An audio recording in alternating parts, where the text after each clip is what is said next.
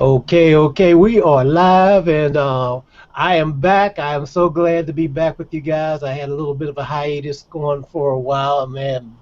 Bill informed me it's actually been like 6 weeks, so it's probably been the longest time. So I started, feeling withdrawal symptoms and everything because I like hanging out with everybody.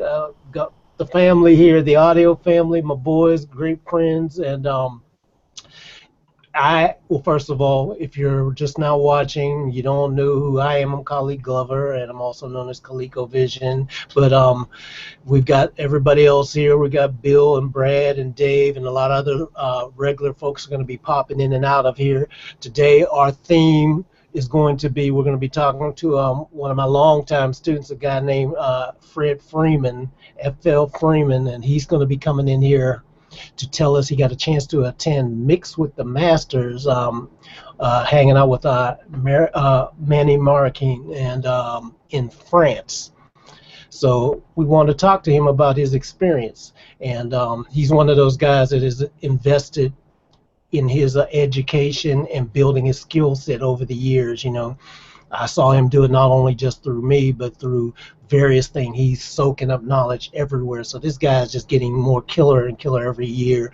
Um, he's growing and building it up and getting an experience like that from guys that have done it time and time again. There's nothing like that type of experience. So I am so interested in talking to him. Dave brought it up to me the other a couple, I guess it's been about a week and a half ago. Dave and I were talking, and Dave said, "Man, Freeman just came back from the Mix with the Masters thing, so we ought to talk to him and see what's up." And it's like, whoa, yeah, that would be cool, because I didn't even know he had went. So Dave told me that he went there and had a great experience. So then I called him afterwards, and he was still making his travels and everything, but he's back now after globe trotting all over the place, getting rerouted through planes and stuff like that. And now we're waiting for him to get on here with us today, because he's up there, being the chef for some folks and doing the heavy grilling and all that too. You know something about that, right, Dave? Yeah. So we just gonna talk and kick it all, a little bit today. One of the things I wanted to talk with you guys, and we're going to keep reaching out to him when he gets a chance to come on here, but one of the things I wanted to talk to you guys, kind of give you an update of what's going on with me, where things are at. Kind of gave some overview knowledge that something was going on in my family. Well, just to let you guys know, my daughter ended up with breast cancer, and so we had to, you know, help her go through her treatment, surgery. She's still going through things now, about to embark on chemotherapy and the radiation and the whole nine to get it out of there. The good news is that she's doing well. She's recovering very fast and going through the journey very well, handling things good.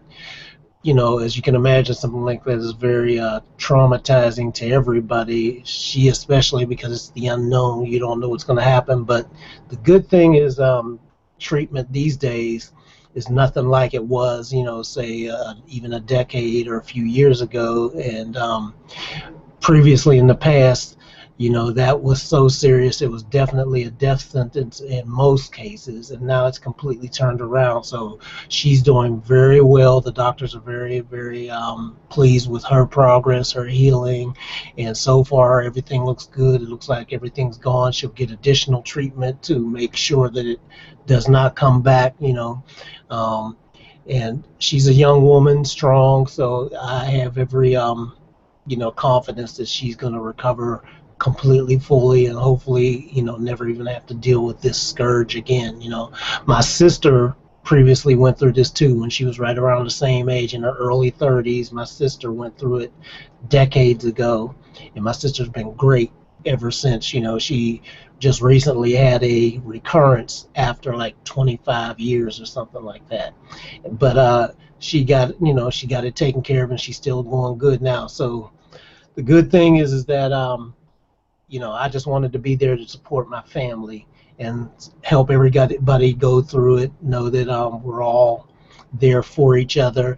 And what I really appreciate is I got such an outpouring of love and support and prayers from you guys.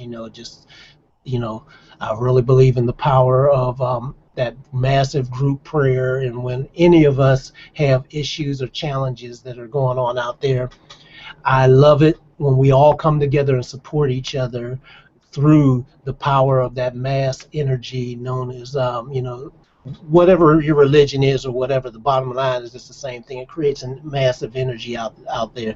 So no matter what religion you are or whatever, we all have a connection in life. We all have this thing where we're made from the stardust that's out there and that created everything.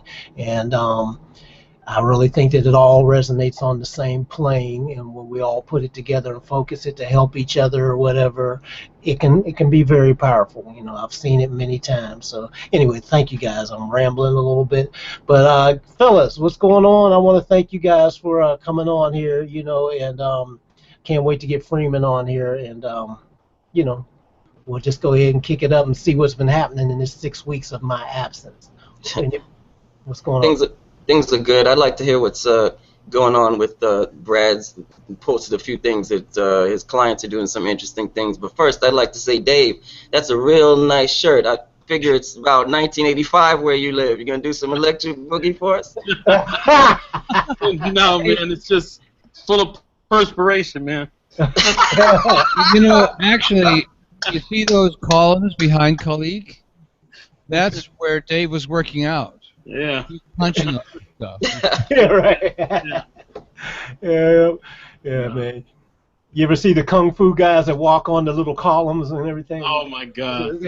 You guys are crazy. Yeah, man. No.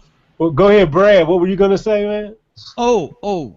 Actually, I don't know. I mean, I made that comment about the cones behind you, but No, Bill was asking you something. yeah, Bill's interested. Before that, though, right now we're talking about learning, and Mr. Freeman learning, and I've noticed sometimes in the industry where someone will ask a question and then be looked down upon as if, well, didn't you know that already? Or, right.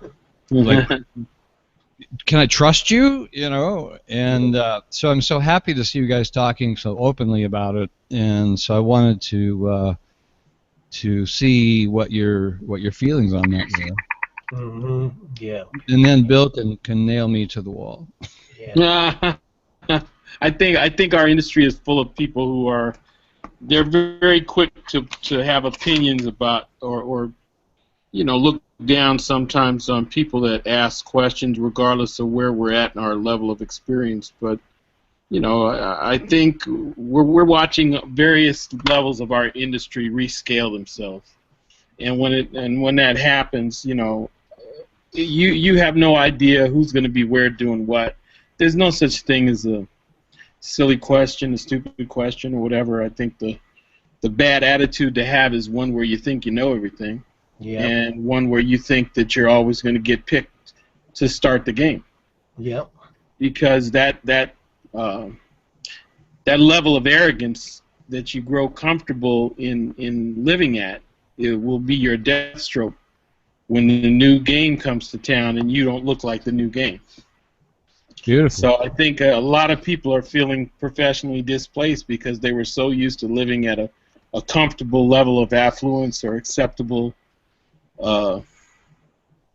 myopic vision that they thought they were always going to get picked. They thought they were always going to work. They thought they were always going to be the one who was on top, and they really never had to worry about how many gigs do I do this week, or man, I don't have any gigs to do this week. How do I get some gigs? Some people never thought they'd have that worry, and that's a big worry in a lot of professionals' homes right now, and there's nothing we can do about that other than to reinforce what we always say, which is adapt, and really listen to everybody. There's something to learn from everybody, man. Like I said, the freedom when you work with a lot of the younger talent is to learn how much and how far they go on the things that they don't know because they're fearless. Right? And as we get information, because we're older and more experienced, sometimes we become so fear-filled that we always looking for signs. Hold on a sec. I'm going to mute my mic. My client's here. Hold on. Yeah. Yeah. You know, it's interesting too because for me, the only thing that really is not smart is to not ask questions. You know, everybody gets the fear beat into them. It's like, don't ask questions. You look stupid or silly. You didn't already know that and everything. But to me, the smartest people are the ones that ask the most questions because that means they're open and they can, you know, it's the same thing about, you know, if you're cup is already filled and you're not willing to empty it every now and then, you know, you can't take any more. It's going to just keep overflowing and no more can come in. The people that ask the questions and get it from all areas too, because like they also say, out of the mouth of babes, you know, where the truth comes and things like that. A lot of people who are babies in the industry make me do a reset all the time because they make me think about something different or revisit something that I hadn't visited in a while. And that's a good thing. You know, it's good for us to go there periodically. Everybody, and you, Dave, you and I, we've talked about it previously, and we've seen it time and time again, is people get so full of themselves and they know too much. You know, we've got to remind ourselves sometimes of where we were when we didn't know anything, because most of the time, the funny thing is most of the time when you have that quantum leap in your life and in your career, it was at a point where you didn't know so much. Yeah. You know. Yeah, as a grandma used to say, you know so much you don't know nothing. Right? And it, you know, that's a real state that people live in, especially in our business, because we you know, it's just a funny time right now because we got to find ourselves in all kinds of rooms with all kinds of people creatively. And the whole objective is to get the vision out, to express to the group, and to get through it to the end of whatever the offering is going to be. And a lot of times your attitude is going to determine how that's going to either be easy to do or hard to do. And sometimes it's hard, man. This business has changed a lot, and it's definitely put some new players with new attitudes in the room. And sometimes those attitudes are less than what we've experienced before as far as just competency. But you know, there's a lot of chess playing going on now. A lot of chess playing going on now, more so than in the past, and so it requires us to study the game of chess. It requires us to, you know, if we want to be relevant, we have to take on some of the characteristics of what's going on in the room. And it used to be a lot easier when we could step into a room and we knew that creativity was what was the margin call. You know, because we all had a place, you know, around that. You know. This is a client I mentioned was coming just to meet everybody. This is Aveen Morandi. He's being he's being produced by Jim Seifert. Hey, and what's so up, man? Nice to meet you guys. So I'll be working with him for the next hour, but if you guys are still here, I will pop right back in and love to talk to Bill. So. Yeah, we're going to be here for a while. And then I'll also go back and review what you guys talked about after I, you know, kind of pulled out. All right. Have a good session, fellas. Okay. Have a good one. Yeah. But yeah, you know, I just think, guys, it's such a green time in music again. Don't let any of the things discourage you. I was on Facebook earlier today with some friends of mine that at times feel discouraged because they're witnessing the game change and they're witnessing a lot of things. Their particular gripe today was that because of the new services, no one is able to value liner notes and credit and things like that, and that when they started, credit was something that was, you know, it was looked at as get all the credit you can because it's going to help you get calls, and all those things are true. All those things are very true. Credit was very important then. It is very important now. I think back then it was a commodity, and it had several ways it paid off, but the business also was at a different pace, because it allowed you to create relationships. Today, the business is not as much about creating relationships as it is about always being divisive and keeping everybody separated. Right? And by separating, you never get powerful groups of people. You get offerings of selective activity that have occurred because you've passed this information along to different people, and at the end you call it a song. But it's not. It's a collective works project more so than it is a community of people who used to meet at the studio, have a good time, and create friendships. It's a different thing. The byproduct, it can never be the same, but we've got to learn how to adapt our skill sets and be able to recognize within that construct there's still a way to use what's going on and come up with a win for everything. You can still have constructive creative relationships. You can still have credit. I think nowadays, I was trying to point out to them that the credit situation is something that we ourselves must kind of curate and determine, how we're going to go about getting credit for what we've done, how we're going to go about talking about it, and how we're going to go about recognizing when it's time to move on, when that piece of information has done its usefulness, and we now have to move on to doing more things and doing that.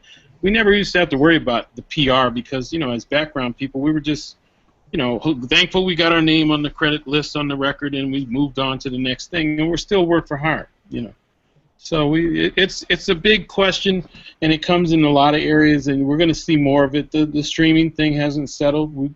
We're seeing some lanes be defined, but it is by no means settled. Yeah, that's true. So don't get discouraged, Yep. Well, you and I were talking about this the other day too, Dave, about back in the time when we were coming up, and everybody makes so much about credit, but there was a time when you purposely were not given credit, no matter how good you were, how high up on the rung you were, because it was part of the machine, the way it was built. Nobody wanted to know what the secret sauce was, Yeah. And so on Motown, a lot of the people that we knew and grew up with or got to meet or whatever and mentor under, they never got the credit that they deserved, and some of the other labels and things like that, because that was how the machine was built.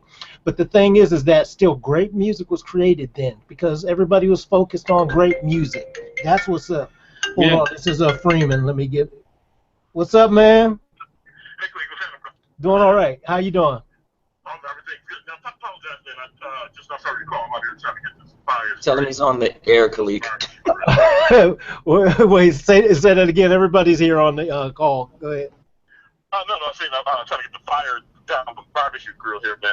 Got a fire department out here. Oh, now that's a fire. Okay.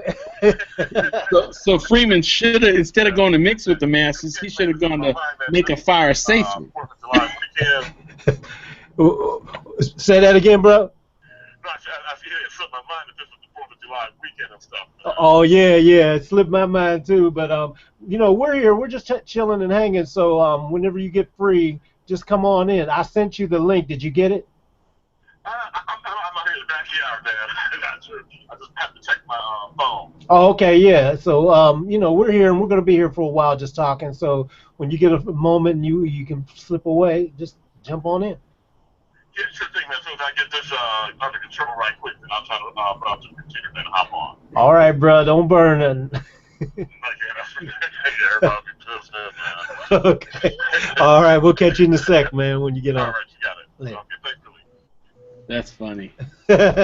Listen, one of the things I think is funny about the whole credit situation is that it actually works the other way. Like, first of all, nobody's really checking for credits at this point in time. Mm-hmm. Like, I don't know anybody that hears a song and goes, ooh, I wonder if CLA mixed that. Nobody cares. Right. Right? And second of all, what it is, it's a trap for yourself. Because when you say, ooh, I want credit, right, what you might do is you might mix one song 3 years ago, and you say, hey, everybody, look at my credit. But then everybody that comes to your website after that notices that you don't have any more credits after 3 years ago. See? So now you've just trapped yourself because you're so busy saying, hey, look at me and my credits, that when you have nothing more to say for yourself, now you just told everybody that you don't actually have any business.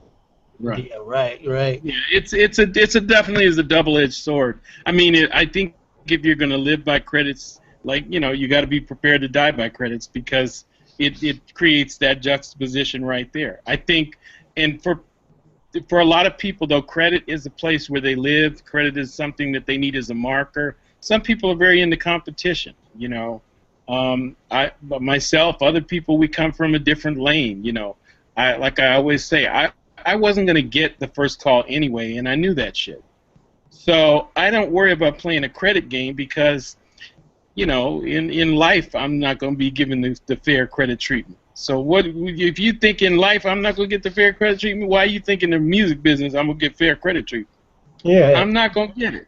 And So see, I'm not going to go looking for some shit I ain't going to get. I'm just going to do the work I do, be satisfied with the outcome, and keep moving down the road. And if you get some acknowledgement, that's great, but it wasn't intended for, and I didn't drive straight to it and put all this energy into it because I don't have that kind of time. I was not born in that section of the world with the right complexion for the connection in order to do that kind of stuff. So I understand, you know what, I got to adapt my game, do my work that's in front of me, and it's going to be okay. You know, I can't be mad, you know, and if people want to play the CLA got more mixes than BLA, than DDD, then, you know, that's a lot of energy, man, to sit up there and be a mix counter. You know, and at the end of the day, in the next 2 years, you can write it down. In the next 2 years, you ain't even gonna be remembered who mixed what. It's well, not that's gonna the matter. bottom line. Yeah, it don't matter It's at not gonna all. matter. You know, and here's Because the thing. Here's the trip on this whole thing too. Is that yeah, people who get caught up in that game of thinking that it matters when you look on the things and all that. Like for example, you know, I'll take myself. If you look, the last major credit I got was Michael Jackson, which is going on 5 years ago. But does that mean I ain't been mixing some stuff since then? Does what the whole credit mean? The credit. Same thing with Dave. Dave worked on that project with me. That might be the last major you credit got written on there. But Dave, you call him at any time. Dave is working. Week after week after week, day after day after day. That to me is where credit is are you working still?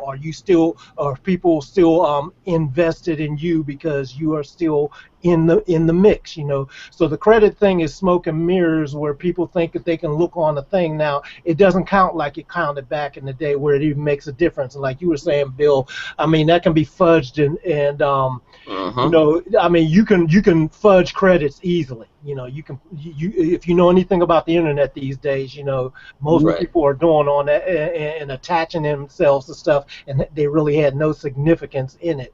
But it's easy if you know what you're doing to really make yourself seem like you're bigger than you are. So, you know, I don't even look at that now, you know. I'd like to hear what our bearded brother from jolly old England has to say about this. What's up, man? Afternoon, chaps. Yeah. What's up, chap? Love it. Gotta love it. What's up, chap? Go ahead. Happy 4th of July weekend as you celebrate leaving home, as we say over here. That's right. Peace. Freedom! Peace. And what do you guys celebrate? Don't start, Dave. Don't start. The entire country gets together and we shed a single tear and we get on with the rest of our day. But with the credits thing, I just posted in the comments about, I don't think it matters really. You've just done pretty much the last piece of work you do, or what you're working on now. Like Bill said, if you had a credit 10 years ago on like some mega hit, that song's probably not relevant anymore. So it doesn't matter if you did that. Yeah. If you're working on something that's, you know, happening now, fantastic, and that will get you more work. Like in the last week, I've gone full-time engineering now, so I'm spending all my time just talking to bands and trying to figure out what they want. And from the vibe I've got of people is basically I'll send them the last thing I mixed, which was like this country kind of Americana record. I'll approach similar bands, and then it's more, I guess, of just the person I am as opposed to the stuff that I've worked on. Because I'll spend half an hour like chatting up a band to try and get them into the studio and do some work together. And it's probably that 30 minutes is more important than the 8 hours I spent on each mix for that album. You know, it's so much more about personality to a certain extent than we've worked for.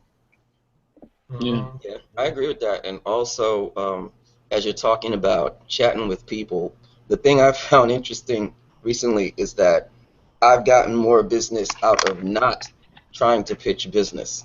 Yeah.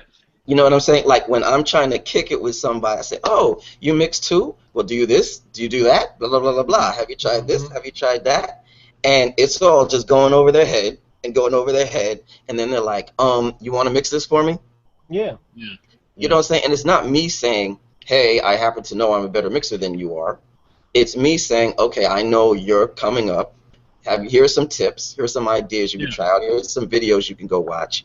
And if they want to cut that corner where they don't have to go through all the education that I just went through, they're going to give me business for that. Exactly. You know, you're also learning the power of no. You know, a lot of times I do the same thing. I'll talk more people out of doing something than I will doing. If I recognize the characteristics that not everything is in place for them to really do what they say they're going to do, I let them know, hey, here's some things I see. And I could easily lie to you and say, yeah, come on, let's get started just to get a deposit. But I would much rather you make it fully on the trip that you're trying to go on and tell you, hey, you know, this looks like it might be some troublesome area for you. This looks like it might be troublesome. Get those things straight, and you might be able to do it. Sometimes in talking to people practically is much more transparent and appreciated in today's business environment. Because that's kind of what sells, transparency and the ability to have common sense. A lot of people don't have common sense, man. To this day, a lot of people don't operate in the space based on common sense. And a lot of times if you're talking to someone, a group or an individual, and they have these goals where we want to do this, but they've expressed to you either their budget is limited or they've shown you that they have a family situation or some other situation that is taxing them. So even what they think they might have is going to come nowhere close. Then, you know, it's better for you to recommend, you know what, why don't you wait a little or just get this and this element in place. Man, it's much more appreciated down the road because you don't want to get into trying to hobble somebody's project along because you didn't or weren't honest about what you saw in the beginning.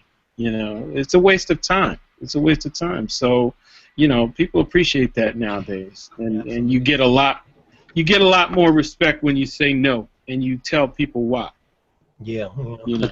And let's keep in mind what the purpose of getting your credit is too. You know, Dave has said this numerous times, and we all know this. This is a social type business. This is a business of you know, relationships and things like that.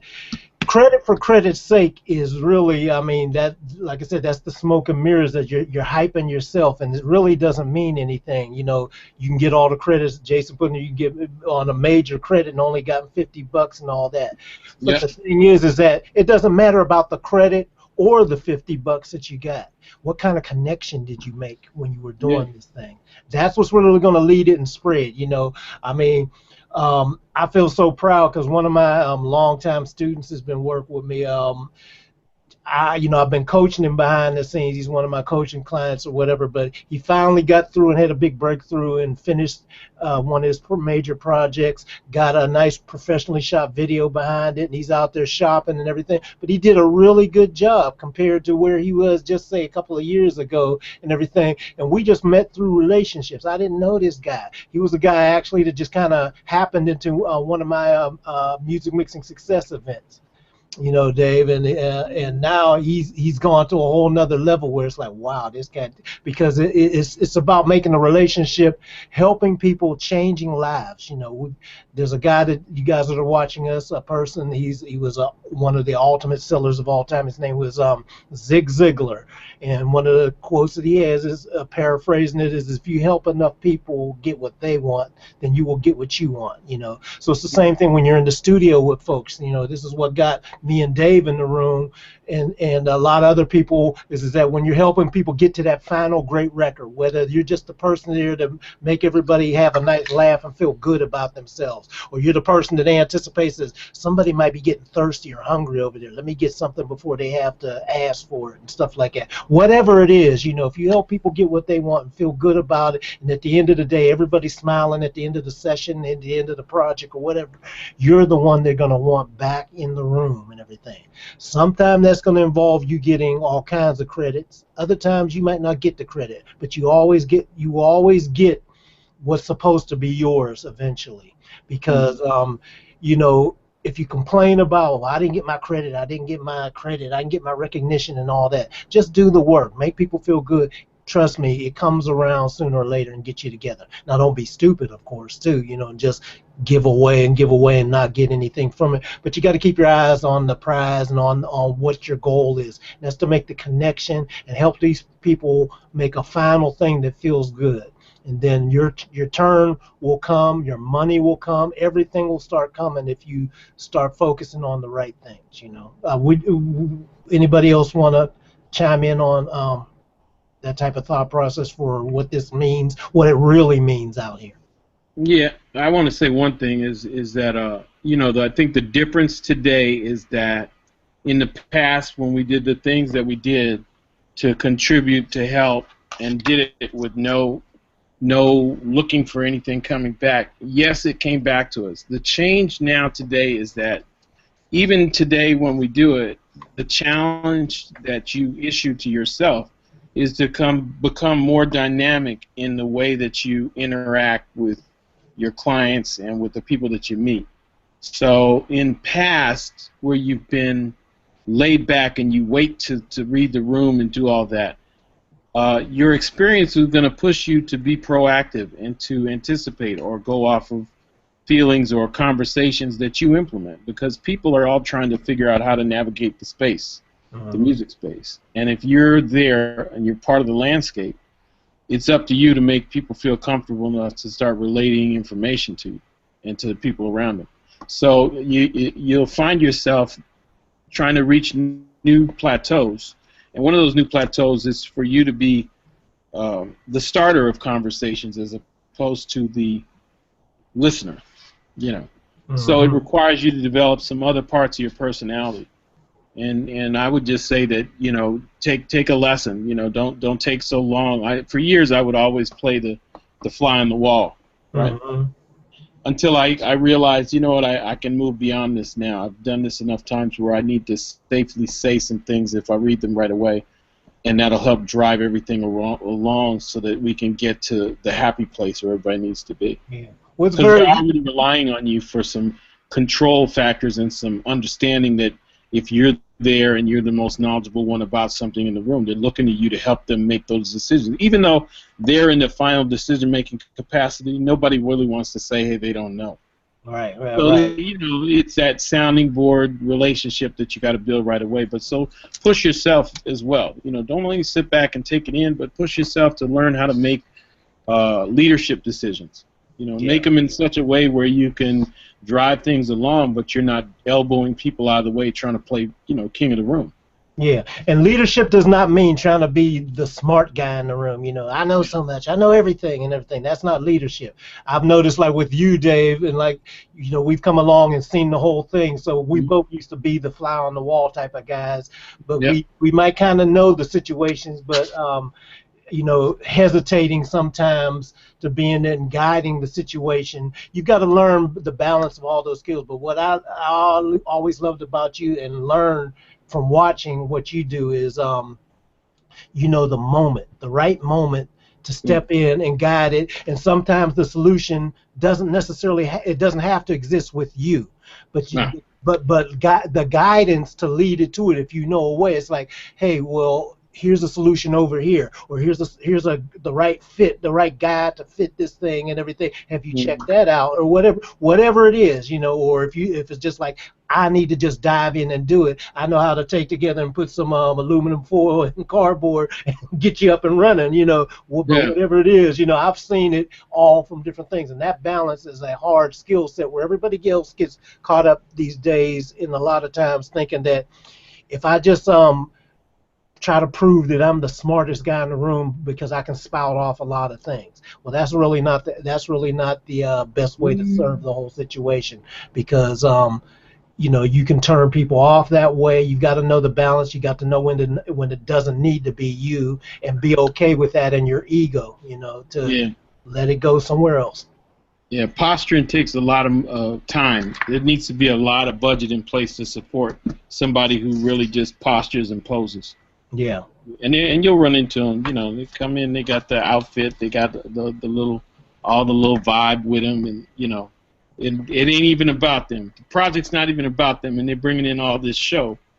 before everything happens. So you just got to let that stuff play out too, because it's all part of all the animated human beings that you're going to have to deal with throughout your life anyway. Some of the people just come wrapped as creative people, and you gotta figure out a way to deal with it. You know, it's funny though when you watch it, because at the end of the day, especially as an engineer, at the end of the day, when you know it's certain things we got to have in place to go to the next level, and you see this animation start, and somebody always told me it was a good sign when you see the craziness start at an early point, because it means that something's trying to happen, right? Mm-hmm.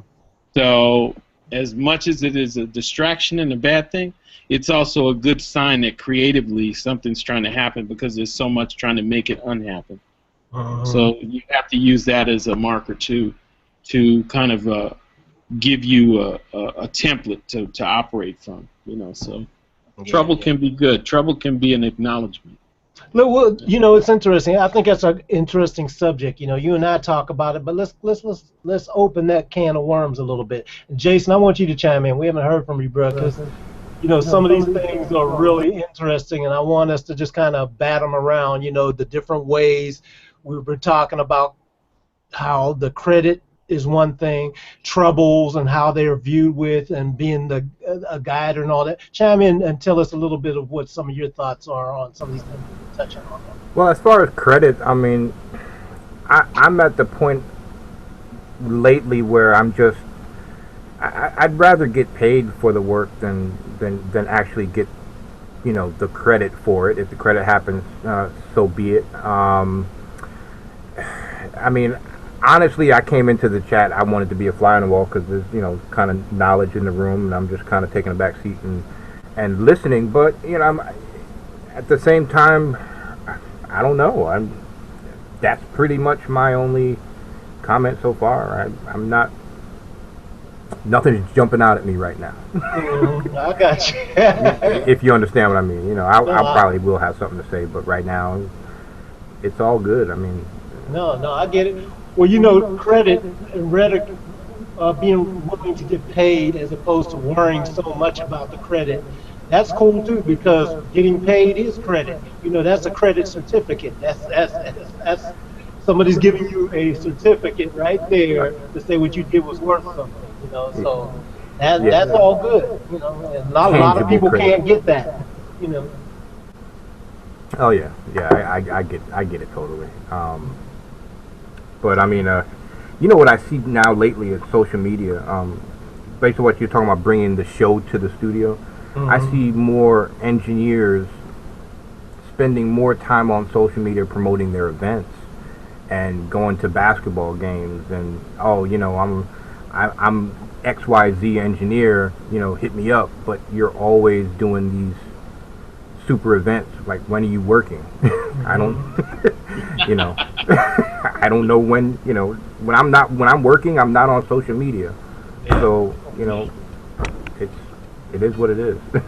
Yeah, that's one of the downsides to I think when they do that, and I've been involved in both sides, because we've always, you know, Khaliq and I early on were lecturing at schools before this thing got to a commercial level, right?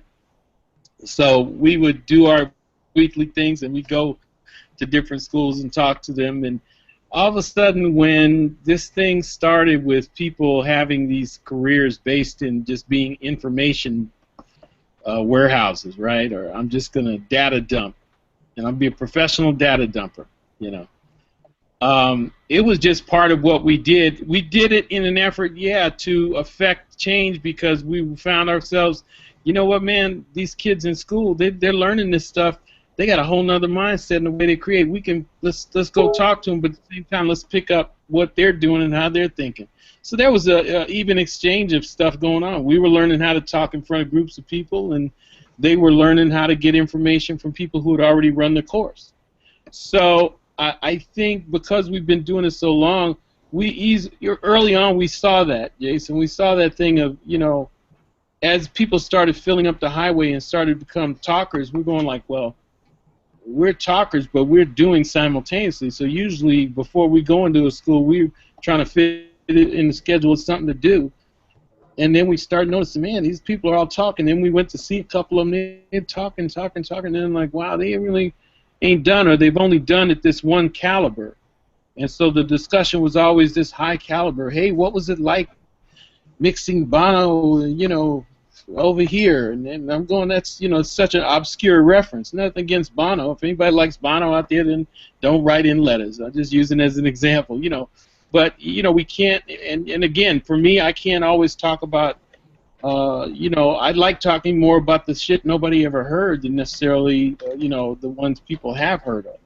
Because I learned more from the situations where I didn't have any resources than the ones where I had all the choice. So you learn just as much. You have all that to discuss too, but that's a real good observation. And those are one of those things that it's better for somebody else to point that out, for us to point it out, because we spent a lot of time. When Khaliq first dedicated himself to this, and I'm like, man, and I first started seeing people coming up, even regurgitating some of the information that he had. I'm going like, man, that doesn't bother you? That shit would bother me, man. It would seriously bother me, because I'm like, man, he just taking that and that's what you did, And some of them were blatant, man. Some of them were blatant. I've gone to people's websites, man, and I've seen parts of my website taken and grafted into their website. They didn't even bother to change it.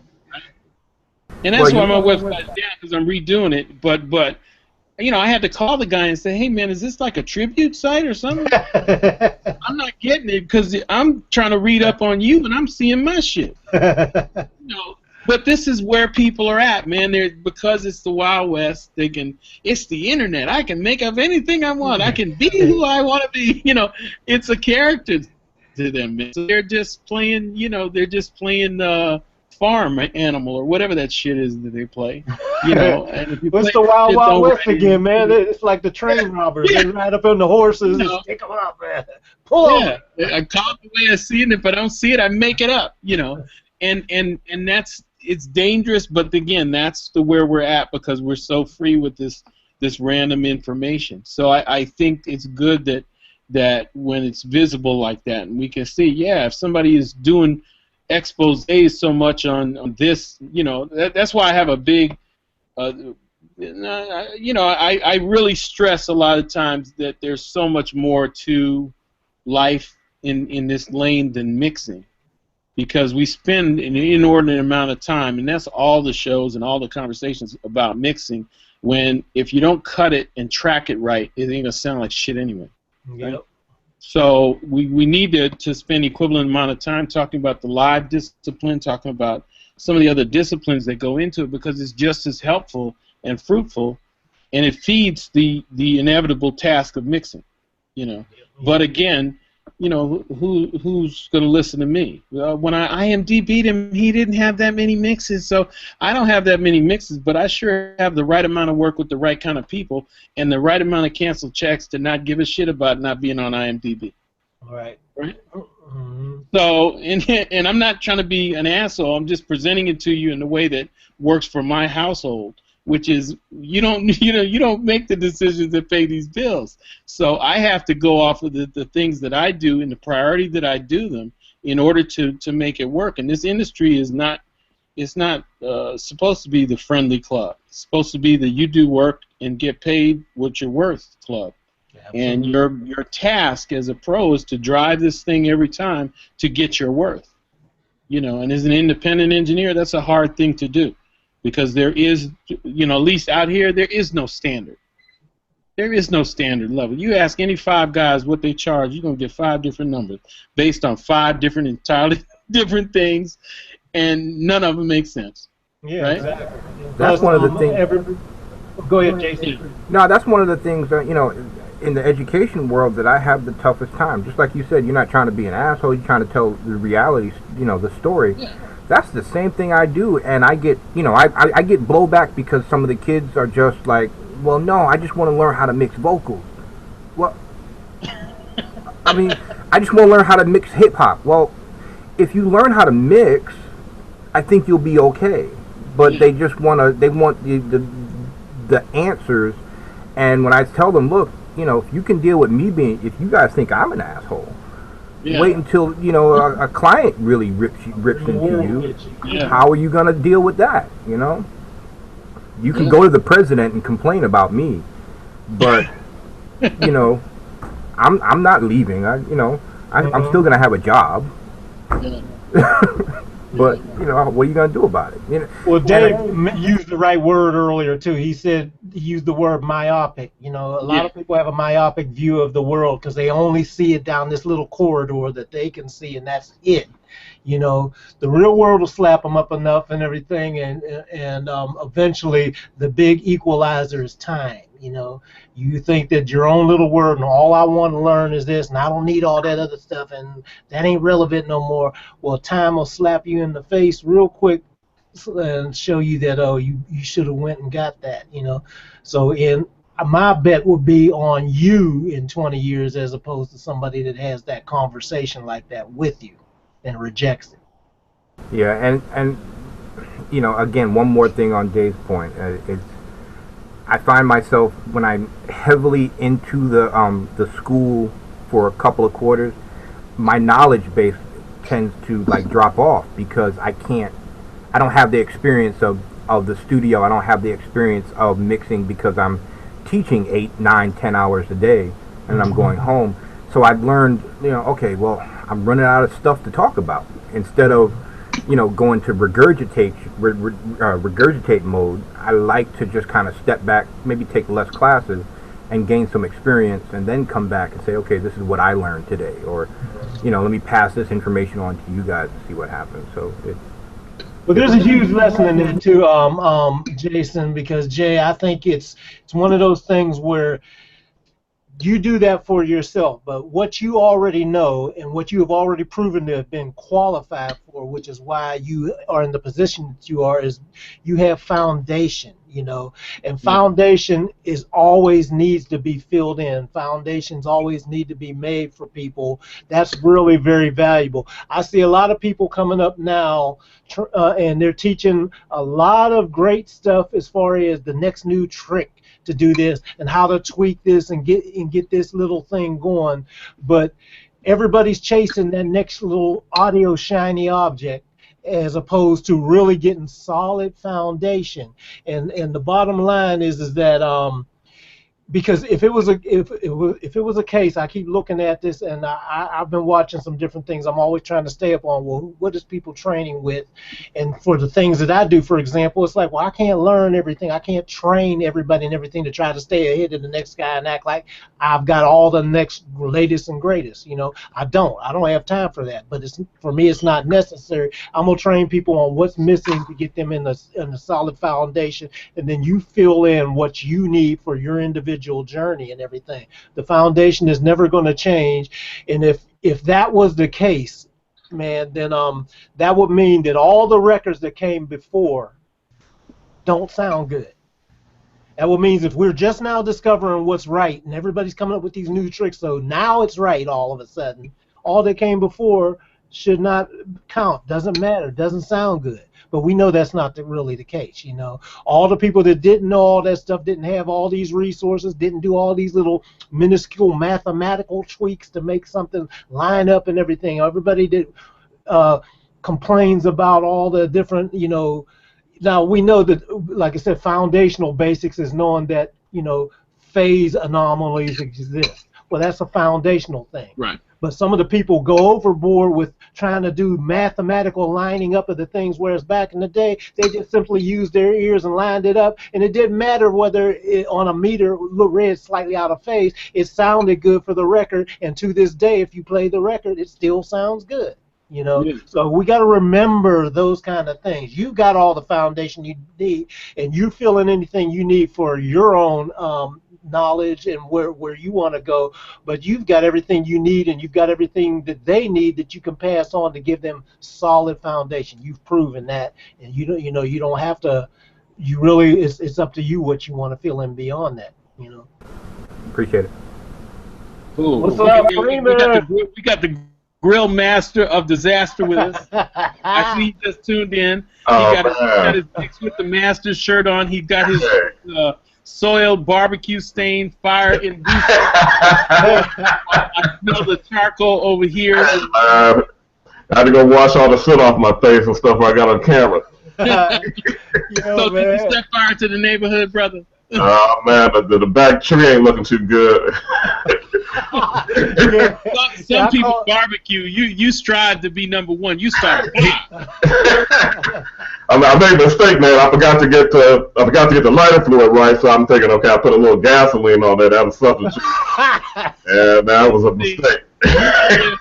Some people get a little bit of information and it goes too far. Oh man! It's the flammable fluid. That's all you needed.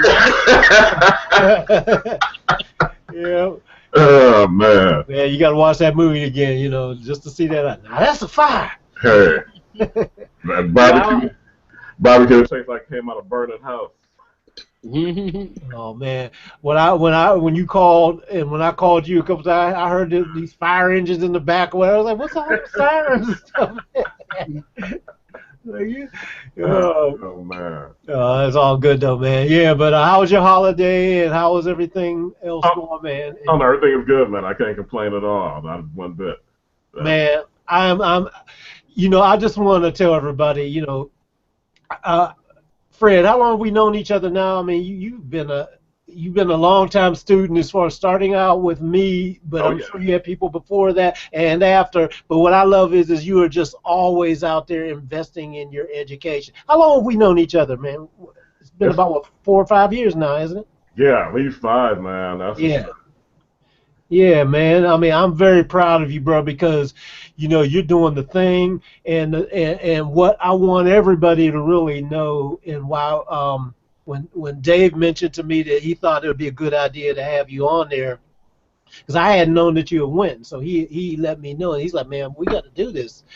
Get you on there because it's so valuable to pass on to other people of why it's important to keep filling in your knowledge, keep investing in yourself. I see you travel around, you've been a student of mine, but you've also traveled to come all the way to LA to attend the live events. Then now you go to France and you go and Lord knows how many other places. When I called you last week and talked, you was where were you at? We were somewhere else, but I knew you were traveling around like globetrotting and everything. But it's so important to just keep things moving, man. So talk to us, brother, on why this is important. What have you benefited and gained from doing this, and where are you at now as compared to, say, even maybe a couple of years ago? I'm always striving, man, my main focus, man, is to increase my knowledge and to get better every day as possible, as much as I can in my craft. So that's my first and foremost focus above everything else. And then that's a good question in regards to the traveling and stuff, man, because a lot of times people ask, and I'll tell them, if this was the time of Beethoven or Bach or Picasso or whatever, if you really, really wanted to be a student or learn from the best, it wasn't a plane available at that time, or maybe trains were available, but you found out how to get your way on that train, to get to that boat and take that month-long boat ride or 2-month-long boat ride to get to that other country where that person is at, and however you had to do it, whether you got on a wagon train or you walked or you hopped on a goat or a mule and took that ride to get to where they were, just so you can learn from them. That's how dedicated you were to improving yourself, and that's how serious you were about your craft. And I look at it the same way, man. You, Dave, Hampton, Dave, Manny, all of you guys, man, to me, you guys are the Picassos and the Mozarts and the Bachs and the stuff, people that I would want to learn from. So wherever you at, that's where I'm going. And that's how serious I am about it. Ain't nothing going to stop me. You know, if money is not an object, if I got to get the money, then I'll find a way to get it. If you really want something to happen, you'll find a way to make it happen. That's what's up. You know, that's what people who are successful and have big breakthroughs, they're willing to do that and do whatever it takes. But what would you say, like just compare us, say, like now, you know, and then we're going to talk in a moment about your trip going to mix with the masters and hanging out with Manny and some of the things that you learned. But tell us just in general the transformation you've made from, say, even just a couple of years ago to where you are now by investing in your education and filling things in from a lot of different areas. I have to say the biggest takeaway, man, has been with most disciplines or most areas of study, whether you're studying to be a doctor or a lawyer or whatever it is that you may study, there always seems to be there's a right way to do it and there's a wrong way to do it, or there's a best practice, what they so-called say are best practices, and ways that may be I'm trying to think of the word for it, unorthodox. Yeah. But I've learned, man, that let me put it like this: I used to read books after books after books after books, and this, that, and the other thing, man. But the day I got an internship in the studio, I learned more in one day from watching and doing than I learned from reading 6 months worth of books. Right. Because you can look at stuff on the page, and it all depends on how a person learns best. And I ended up finding that out as well, that I learn better from seeing and doing, and that's how I gain my knowledge, more or less. You're a visual and kinesthetic type learner. Exactly. So I know that if for me reading a book, if it's about something that I don't know about or it's a concept that I don't understand, now I got to try to visualize it in my head, something that I may never have experienced before. So that's a little bit, to me, more difficult than if I'm working or watching you or watching Dave and y'all making a move and I can say, oh, hey, why did you decide to do that particular thing? Yeah. Or what made you decide? Then I can get immediate feedback. Whereas with a book, you can still learn some things, and for some people that might be the way to go. But if you run into a question, now you got to wait until you can either get with the instructor or find somebody to break it down for you in a way that it makes sense. Yeah, that makes sense. It's a good thing to and I want you to talk about how the transformation happened with you that made you make, first of all, a big decision to invest in something like Mix with the Masters and actually take the trip there, book your plane, book your hotel room, and go through all the things that it takes just to get there and be in a room, because you know that you're going to get the best benefit from sitting in a room watching what somebody does as opposed to just kind of hearing about it after the fact. That's a good question, man, because with me, a lot of things that I end up doing, man, and not just with music, with anything, is I know we've had this discussion online. I know Dave Hampton, he's talked about it, about following your inner voice. Man, I follow my instinct and I follow my gut. And every time I do that, things work out for me 100% of the time. And when I don't do it, that's when I end up getting into trouble. So this thing with the Mix with the Masters, man, last year sometime, man, I would look at who they had as the host for the particular seminars, and I knew that Manny was somebody that I wanted to meet and somebody I wanted to learn something from. And a lot of the times it's not just because of what they know knowledge-wise, but it's because of their personality. Yeah. And with me, personality and energy is a big thing. So I'd already made up my mind then that I'm going to this. I didn't know how I was going to do it. I didn't know where the money was coming from. I didn't know anything other than I'm going, and that's it. I'm just going. So when it came around this time this year, I think I saw it in March, right? As soon as I saw it, man, I signed up for it. I put an application in. Still, again, didn't know how I was going to get the money, didn't know how I was going to get there, didn't know how I was going to make the schedule thing work out. I just already knew that I was going. So I figured I'm going, everything else is going to have to work itself out. Just so happened that the year before, I met Jesse Miller at AES in New York, right? And so we talked, we became friends, we kept in contact online. He's a part of Pensado students as well. And I wrote him I sent him an email. I said, hey, man, I'm thinking about going to Mixing with the Masters. I know you've been already. Can you give me some advice and tips or anything? And that might help me out and give me a little bit of an advantage of getting in. Like, oh, no problem, man. I'll write you a letter of referral, and I'll write something real good. And that's what he did. He wrote me a letter of referral. I hear back from Victor. Victor said, well, I'm not sure if we got any openings available, but I'll let you know. But then something came up with Young Guru. He said, well, if you can't get into the Manny thing, would you mind checking out Young Guru? And I like Young Guru. Young Guru is good, man. Young Guru is really very knowledgeable, man, well spoken about expressing his ideals and his points and everything. But I specifically wanted to learn from Manny because the depth of music that he covers, man, he covers everything. Yeah. You go from Kanye West to Imagine Dragons to Sia to Rihanna to, you know what I'm saying? He just comes to John Mayer. That's what I want. I want to be able to do that much type of work. To learn how to do that type of work. So,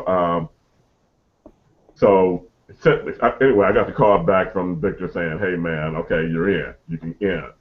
Now I got to come up with the money, right?" So I had the money in I had the money in my account for the deposit, and I sent the money in. But you know what happened, man? And this is how things work with me.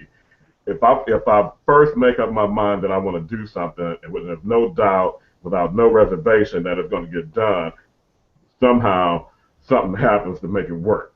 So, yeah, it's like magic, isn't it? It just appears. Man, I'm glad you said that word, man, because that's the key. That's the word that lets me know I'm on the right track. Because before we even left, I was thinking to myself, now when they asked, why did you come here, or what's your reason for coming here? And the first thing that came to my mind is I'm coming here for the magic. And when I say I'm coming here for the magic, I'm talking about that spiritual stuff that goes into the records when people talk about they get goosebumps or they're in a session and they don't know how all that stuff came together, but it all goes into the record and it all goes into the recording, which makes it timeless. To me, that's what the magic is.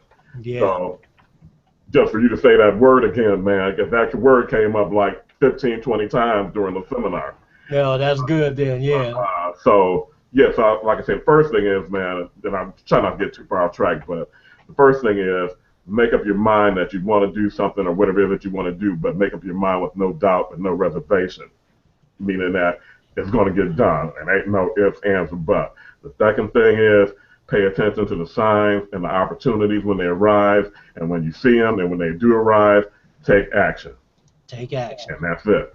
And and for me, that's how it works, man. So back to how I got into the thing. So right after I sent him the email, and I'm like, okay, I got the deposit in, I got to come up with the rest of this money. 4 minutes later, man, a buddy of mine called, and he says, hey, man, you know what? I'm taking this loan out for some money, and you know what? You was nice enough to take me to California with you that 1 year and pay for everything and bought me a suit and blah, blah, blah. If you need any money for anything, let me know. Like magic. You're right, and I said, hey, man, I said, no, I don't, no, that's not necessary, man. I wasn't doing it because I expected anything in return. I was just doing it because I was able to do it, and I wanted to have some fun, have somebody else there to have some fun too, He said, no. He said, no, I'm real, man. He said, you looked out for me, so if you need anything, I don't care what it is, you let me know. And that's just 4 minutes after I just got finished off the email with the other guy. 4 minutes. You know what I'm saying? So I'm like, okay, well, I was like, hey, man, well, I'm trying to go to this mix with this massive thing. He said, how much is it? I said, well, it's going to be a couple of €1,000, right? He said, all right, I'm going to get the money on the 21st, and you got it. Ain't no problem. Wow.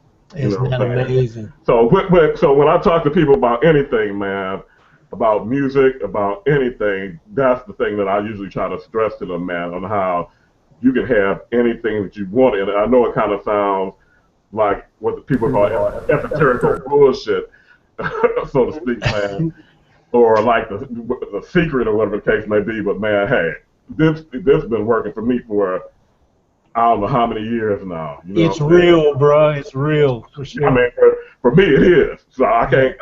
When you try to tell that to other people, they don't get. Sometimes they're not going to get it if they haven't experienced it and not going to understand that. But at least I try to put it out there. So as far as the transformation, man. You mentioned the secret, right? Is right. That what you told me? Yeah. So you know about the law of attraction and all that. Yeah, I mean, and that's a funny thing too, man. Is that I have been experiencing this stuff along for years, but I never knew what it was called. Yeah. I never knew what the name was for. And here's another little quick funny story, man. One day I was watching Byron Allen, Comedians Unleashed, or whatever it was. Right. And the lady that played on House Party 3 that was Kid's girlfriend, I don't know what the actress's name was, but she was selling some bottled water that she was promoting for some type of benefit or something, right? Mm-hmm. And so for some reason, I Googled the bottled water thing. The bottled water thing came up with her doing an interview on Oprah. And then on the same, and you know, they show that interview, but they'll show little other clips of other little episodes of stuff that was on the show. Right. And one of the episodes that was on that show was The Secret. And then I clicked on that, and that's how I found out about The Secret. And I said, oh, dang, okay, this is the name for, or the label for what all this stuff is I've been experiencing all this time. Yeah. But, yeah, I don't want to get too far off the music, man, but I always got to put that out there just for, you know, a little inspiration.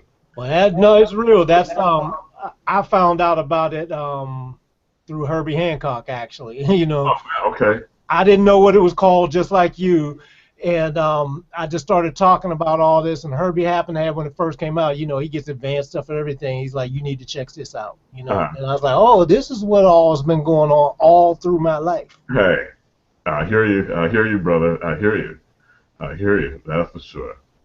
Yeah, man. Yeah. Cool. Well, go ahead and continue then. So, you made the decision, like magic, a way became happening for you, and so what was next? Now, as far as the transformation of what I've been able to learn is that, man, you can watch. How can I put it, man? I found out that the least. The people that seem to be really, really, really doing it and maintaining and doing it for a long period of time, their approach seems to be very simple. And it's all about feel. It's all about, and the records that make you feel something have that feeling in it, or whatever you want to call it, man, whatever it is that comes from that person that they put into their music and into that record that make you feel good. That's what it's about. So the lesson I learned from the seminar, and certain people may be looking for certain things, man, but I'm all about how does this record make somebody feel, because that's what's going to make them remember something. That's what's going to take them back to a certain time in their life when they put the record on or the music comes on. And that's what he was mostly about, is about the feel more so than anything else. Yeah. If the meters was in the red, fuck it. How does it sound? You know what I'm saying? Yeah. Does it need this on it? Does it need 10 compressors on it? No, it doesn't need whatever it needs to make it feel right.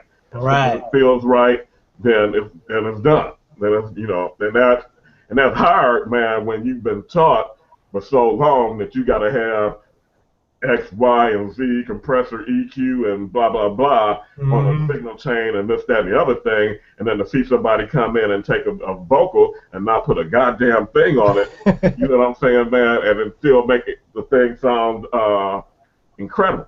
Yeah. I guess different people have their means of, or techniques or way of arriving at what they want to arrive at, man, but to me, again, it's all about the feel. It's all about the magic, basically.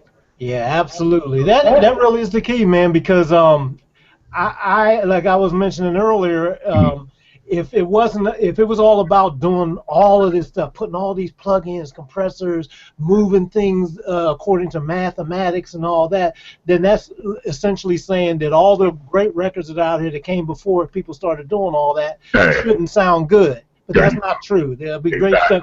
To this day, Bruce Sweeting swears about, I mean, it works for him that he does not use and like using compression. And yet his records still sound great to this day. Now, I think for the sound of today, of course, you know, you got to mix and match it. Right. But you made a great point where you said, for what you've learned and everything, what people lead you to believe is that you have to do this and you have to put all that. And really the key is finding the balance. Is no, you don't have to do anything. It's wide open. And the best thing is get to the feel. What does it feel like? Right. Get there before you start trying to put all the stuff on. Because a lot of people immediately start putting all the stuff on before actually listening and feeling. And that's the mistake, I think. Exactly right. And then it was also broken into a two-step approach. One, get all your stuff together first, man, meaning that your editing phase, all of that stuff should be taken care of, depending upon whether or not you're doing the production as well. If not, if you're just doing the mixing, then all the fixing stuff should be done before you start mixing. Prep work, Right, so then that way when you start mixing, you can stay in a creative state of mind more so than stopping to go back and fix something that could have been taken care of in the editing stage. And then again, it goes back to whether or not you're doing a production. If you're doing a production and you're writing and you're creating, then that's a totally other thing. But yeah, I mean, for me, that's what I usually do. I find out what's going on with the song during the editing stage because I'm going through, I'm listening to everything, I'm seeing what needs to be cleaned up, I'm seeing if something needs to be tuned, whatever the case may be. So I'm familiar with the song before I even get started on mixing it. Yeah. And at that point, then it's all about the creative stuff, man, and putting the feel into it, right? Putting yourself into it in regards to of it having some type of feel and life to it. Mm-hmm. Question for you then. Did he touch on the point of there's we all know that our brain is divided up into two hemispheres, so we've got the creative side and the analytic side. So did he kind of tie that in with that whole thing? Because preparation really, to me, is probably 90% of the mix process, and the actual mixing is the last 10%. But the preparation stage is the the cleaning up and all the analytical stuff, which is it lives on one hemisphere of your brain. And then when you get into the creative, you don't want to cross hemispheres. You want to get it done in one, and then when you got to go to the other one, you just want to be in that other one, and you don't want to have to keep going back and forth, going over, because you'll wreck your process. Did he touch on anything similar to that thought process? You know what? They wouldn't let me say anything about his technique, but you hit it right on the head of the nail on the head, man. Yeah. Yeah, so that's absolutely 100% right, man. That's correct, absolutely. And it makes a difference. I saw a big difference, man, in how the way things turned out when you're not analyzing stuff at the creative stage. Mm-hmm. Yeah, so you hit it right on the nail right on the head, Khaliq. Sure. Cool. So kind of explain to us then. Once you arrived there, now let me see, what part of France were you in? It's called Saint-Rémy-de-Provence. It's right outside of Avignon. That's the first time I've been in that part of France, so I didn't know anything about it, man. I've been to Paris before, but never to south of France. Yeah. So took a flight into Charles de Gaulle, which is Paris. That was a 7.5-hour flight. Then from the airport, caught the train to Avignon, and the train ride was 3 hours, but the train, 3 hours. Right, but the train's traveling at 200 miles an hour. Wow. And man, you can't even tell the thing is moving. You know what I'm saying? And so the ride is so smooth. Yeah. Yeah, so get there, stay the night at the Curia Hotel, which is about a block away from the train station. They sent a couple of cars to pick us up the next morning. And then we drove. Matter of fact, I got like a little video of a tour of the thing. Man, I was trying to put it together so I could throw up on the site in case anybody wants to check it out. Oh, okay, cool. What's the website? I'm gonna put it on YouTube, man. I guess I'll put it on YouTube. Or Facebook or something. I just wanted to edit the first beginning of it, but I'll make sure it goes up today. It's only like 10 minutes long, but it's a quick. Oh, okay. Yeah. Well, let us know and shoot me a link, man. I'd love to check it out. Oh no, for sure, most definitely, man, most definitely. Yeah, it was a beautiful, man. It was a beautiful place, beautiful. I mean, nice, quiet, countryside. In the video you'll see, man, and I think they may have posted some pictures up as well. But it was a really, really good experience. And then the camaraderie, man, to get a chance to meet people from all over the world. So it was 4 of us from the States. Got a guy named Adrian from LA. He already works out there with a major producer. Another guy, Leonard from Boston. Stuart from outside of DC. Alex, he has a studio in New York. And 2 guys from Spain, Alice and Antonio. Riku from Finland, Marco from Serbia. He plays in the orchestra in Serbia. Another guy, Christoph from Norway, David from Zurich, Switzerland, and Ali from Stuttgart, Germany. Oh, no, the guy TC from Beijing, China. He had it, man. This guy's got. It's a young guy, man. He got his own major full-blown studio, man. They had just ordered a SSL 9000J. mm-hmm. FFLs in there, man. So everybody that was there, they weren't necessarily there because they was trying to get a gig. They there because they already got good businesses and they trying to expand their knowledge. Oh, very cool. How many people was that total, would you say? Was it about 10, 12 people? 15. Usually they cap it at 15. 15, okay. Yeah, so right. 15 of us, and then the assistant, which worked for them, his name was Florian, and then Victor was there. Then along with once in a while, the owners, they would stop in. They were there the last day when we had a little barbecue and stuff. How cool. Yeah, so it was really nice. Okay, so run us through like day one. Day one, okay. Day one was we got there around 11 because they picked us up at the hotel at 10. We got there at 11. We came out back. We had like a little light lunch type of thing, and then they had a table area where everybody sat around and just talked. Got a chance to meet each other. Said who we were, what we were into, why we decided to come out to the place for Mixes to Masters. And you know what? Some of the people have been there numerous times already. So Alex from New York, he had been there 3 times. He had been there right. He had been for Manny. He had been there for JJP, and he had been there for Jimmy Douglas. Another guy had been there twice, and I think another person had been there twice as well. And then one other person, he had a friend, and his friend had been there 11 times. How many times? 11. I think he had. Oh my goodness. Everyone. Wow. Yeah, so I mean, everybody. To him. Yeah, man, everybody's got their reasons. And then too, I guess, if you live over there and that you don't have to fly, then it might be a little bit less expensive. Yeah, that makes a big difference. Yeah, so the usual day consisted of breakfast from 8 to 10. You can get up, and everybody had their own room throughout the building. So there's a couple of buildings, man. It's a big main building, and you have rooms upstairs. So some people stayed there. I stayed in another building, like across the courtyard, and there are about 5 rooms there. So it was like a little house. And so they ring the bell. You know, you had like the dinner bell. They had the bell, though, that somebody would come out and ring every morning to let you know when it's time for breakfast, lunch, and dinner. So from 8 until 10 was breakfast, and we had a big dining room area where everybody sit down and eat breakfast. 10 o'clock, we would go into the studio. From 10 until about maybe 1:30 or 2, we might break for a half hour to go out and have lunch. Then we come back in and stay in the studio until 6:30, sometimes 7:30, depending on what was going on.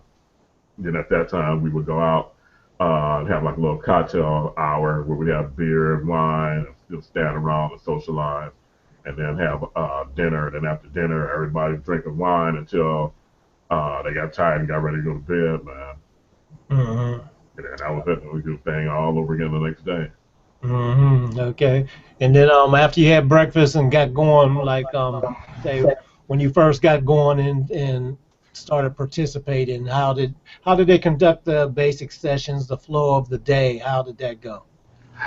Everything is organized. Really, Victor organizes things very, very well. So everything was on schedule and everything went real smooth. So first day, it began when everybody told a story about how they got started in music and what their ambitions were and this, that, and the other type of thing, man. Which is interesting because you got to learn some of the background behind people and what they were doing. So, like, some of the guys, the guy Ali from Stuttgart, he has his own company that does jingles, man. So he does jingles all over the world.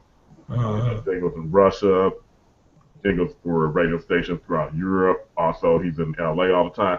Oh, one thing, man, that I was really, really impressed about, man, was language. And that inspired me. I got to learn a couple more languages, man, because to hear other people not only be able to speak English as their second language or third language, whatever the case be, but to also be able to tell jokes and be humorous in another language, and then to be learning something technical in a totally different language. Yeah. So that I thought that was incredible, man. So I'm like, hey, let me dust my Spanish and my French books off. It's work, man. Oh man.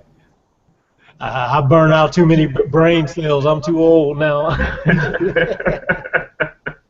Yeah, I mean, it's because when you get over there, man, sometimes you get in a situation where somebody doesn't speak English, so you gotta be able to communicate. You know what I mean? And then too on the train, some of the updates on the train is all in French. So if you don't know what they're saying, and you get off at the wrong stop, yeah, that can be a problem.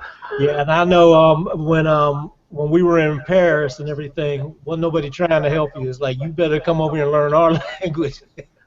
There wasn't too many people trying to help you. You know, you had to come over and be prepared and know a few things.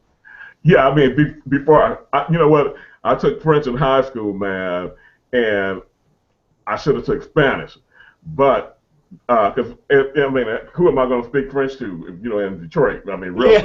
Yeah, right.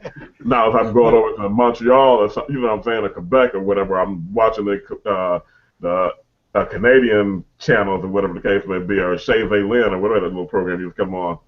But yeah, Duolingo is a thing called Duolingo. Is an app you can put in your phone. Matter of fact, even on the you can put on your computer. Mm-hmm. You can learn any language you want to learn for free. So yeah, a couple of weeks I spent on that, just brushing up on stuff and being able to read and write just enough to the point where I could ask for what I needed to ask for, or at least initially start the conversation off in French. And then if they saw I wasn't really speaking that well, which was obvious, then they would say, "Oh, okay, well, you prefer I speak in English." And then at that point, yeah, everybody was pretty much friendly.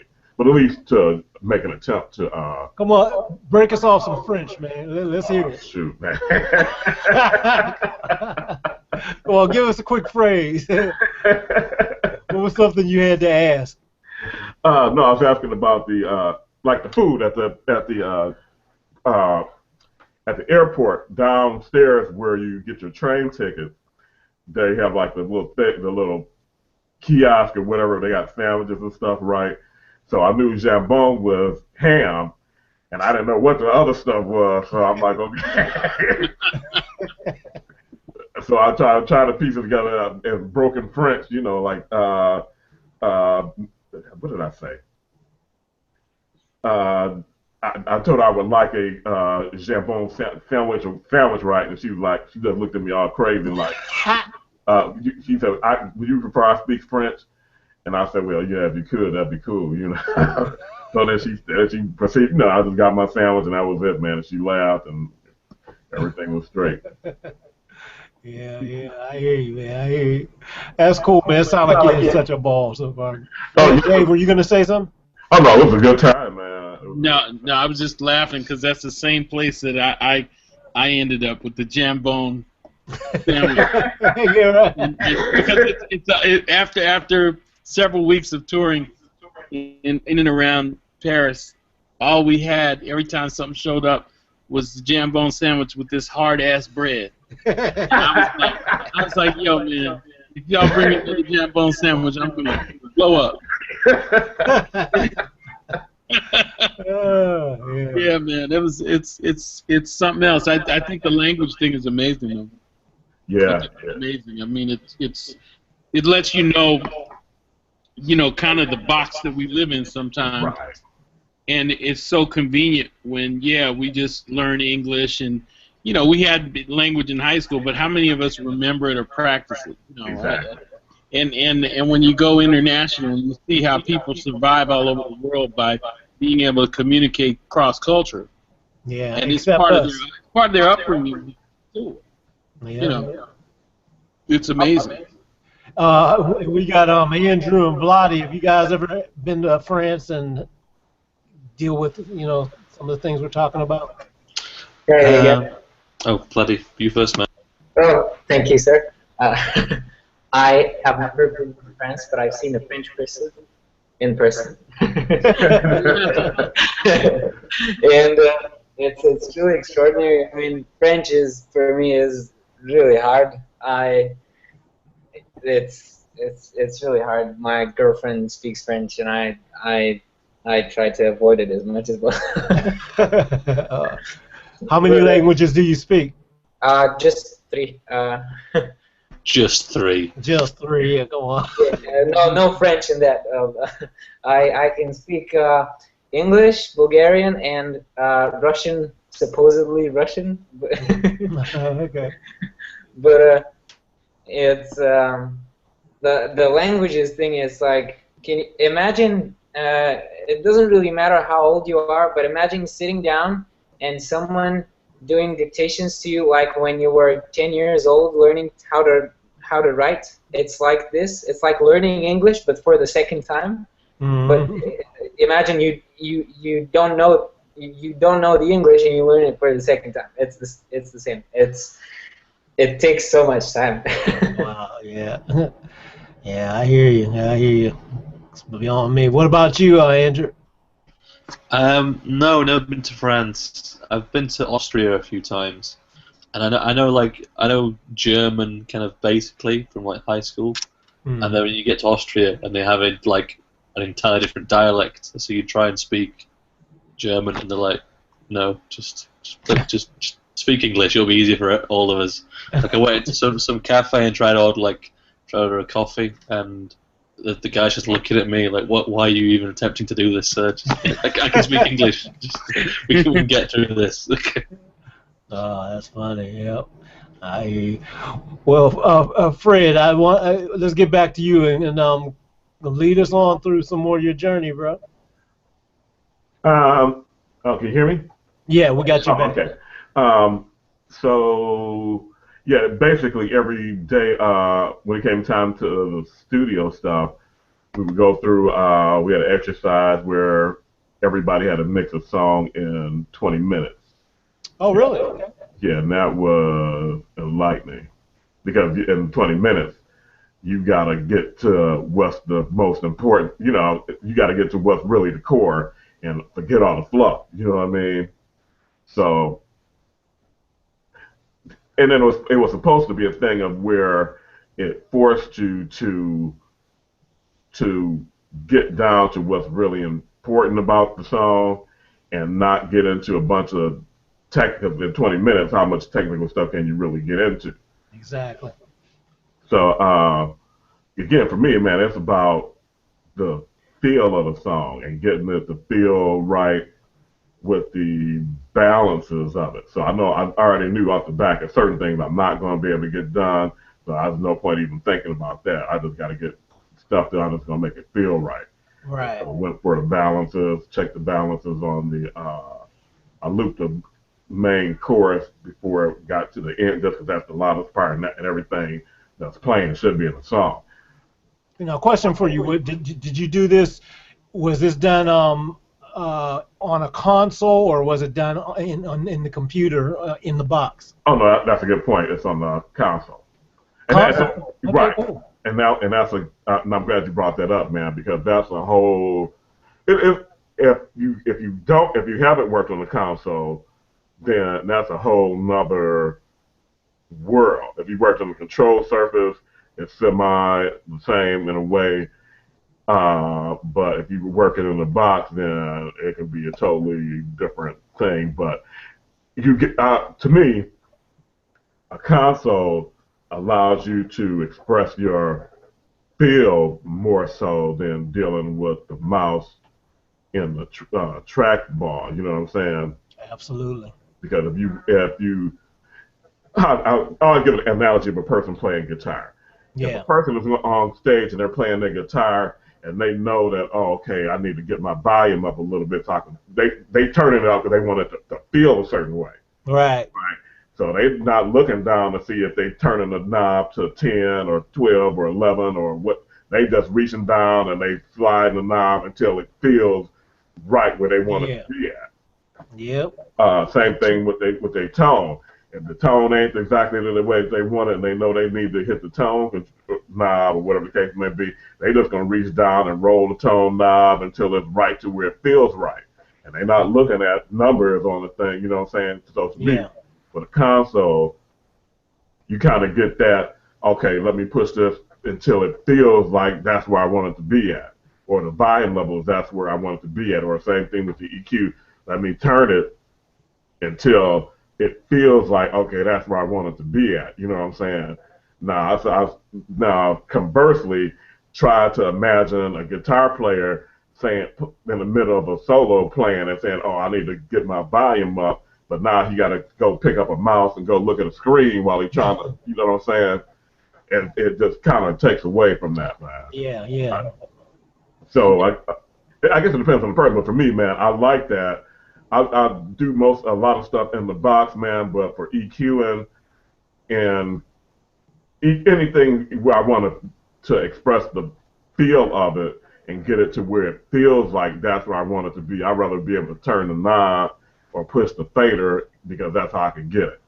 And I don't get distracted by, oh, okay, well, I'm turning it and it feels right, but damn, this thing is fucking plus 6 dB, you know what I'm saying?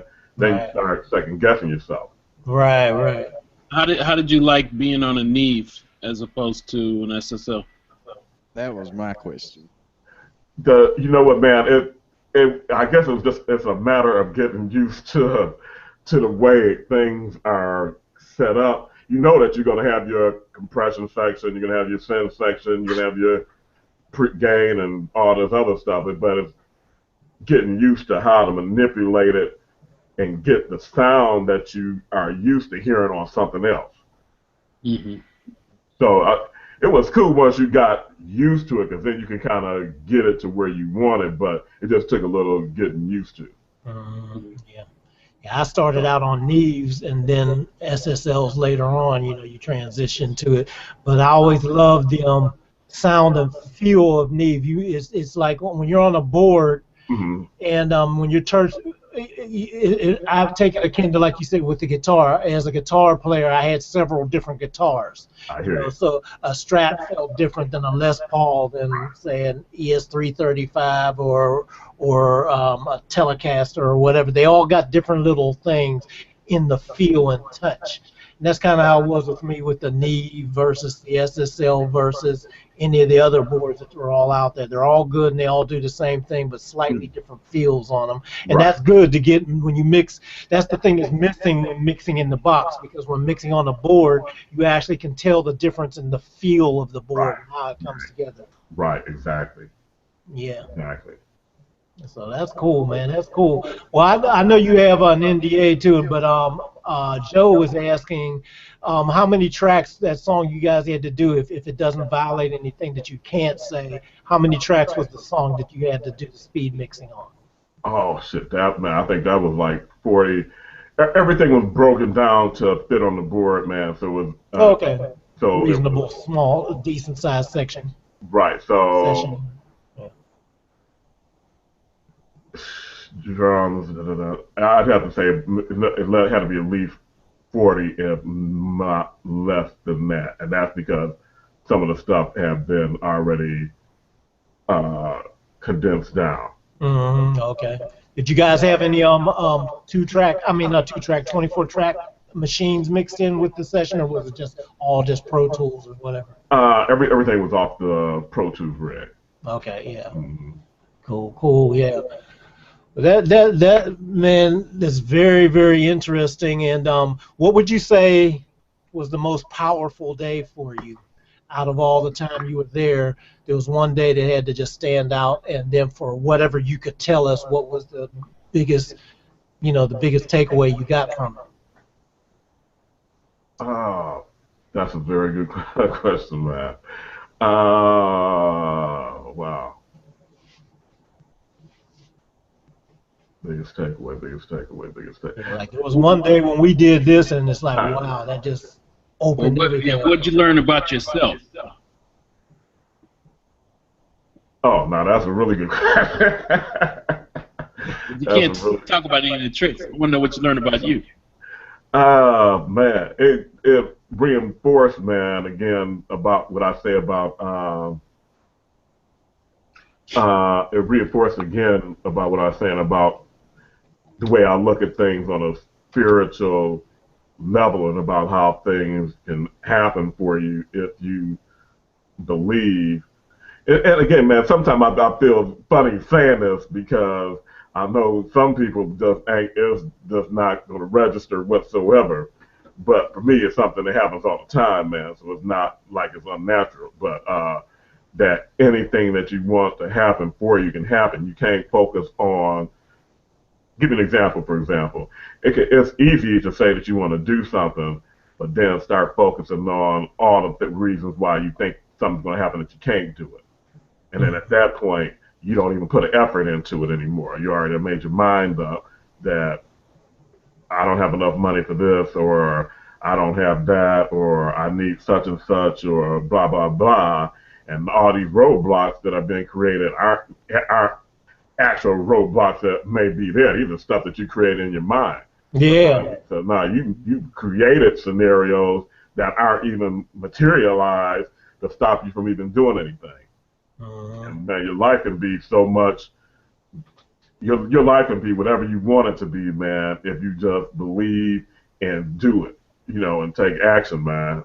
Everything else will fall into place. I don't know how it happens, but it falls into place. So I guess the biggest takeaway from the trip, man, is that I'm not just an American citizen. I'm a world citizen, man. Everybody there are people that travel all over the world. Hello. Everybody there travels all over the world, man.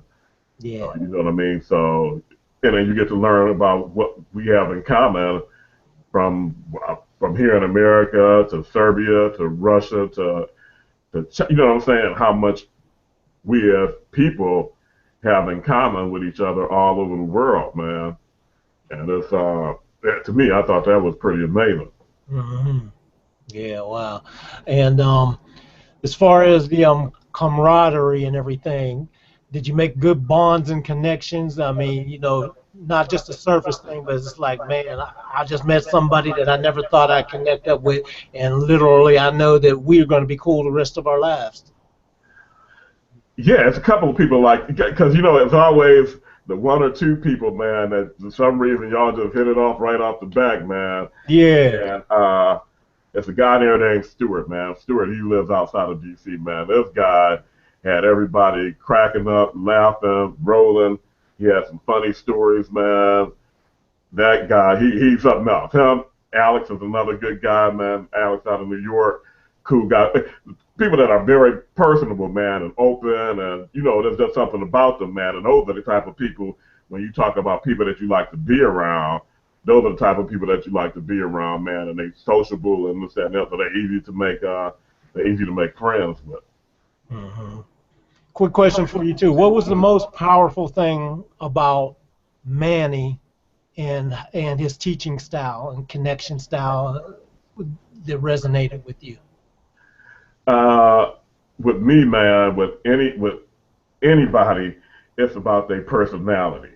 And and when I say personality, sometimes I mean energy about a person, the vibe that a person gives off. Because when people tell stories about being in the studio, they may tell stories about how when I get back to that word magic, it's about all the energy coming off of all those people, man. So say for example, you're working on a record and you got a band in there and they create an incredible. Okay, for example, with you, man, with the We Are the World record, right? You're in a room with all these incredible artists, man, not only are they putting their vocals into that mic that's going on to that tape, that's going on to this record, but also they putting part of their heart and soul and spirit into it because that's them, man. You know what I'm saying? Mm-hmm. All of that goes down into that and through that mic, into the recorder, into that record, and it's all bottled up and packaged up in there along with everybody else that contributed their part to it. Yeah, man, it's amazing. Yeah, it is. And Well, I mean, I know it was everything that you wanted it to be. You specifically picked Manny to attend and everything. So if you if not if when you do it again, what will you who will you go for next, and who you fill in with that you feel will really complete that journey? If Yeah. money wasn't an issue, time wasn't an issue, distance wasn't an issue, what would be next? That's a good question, and I'm glad you asked that, man, because they've had a lot of people on there and doing seminars there, right? And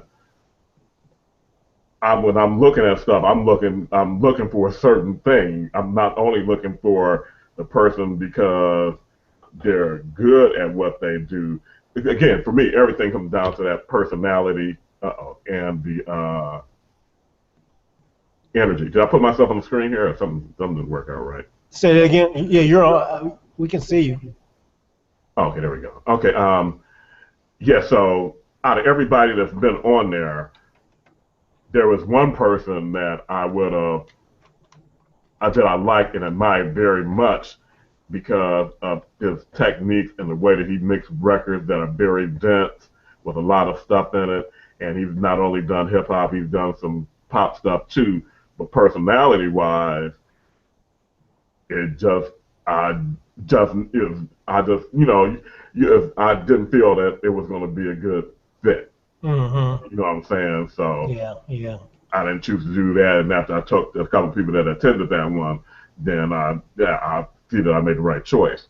All right.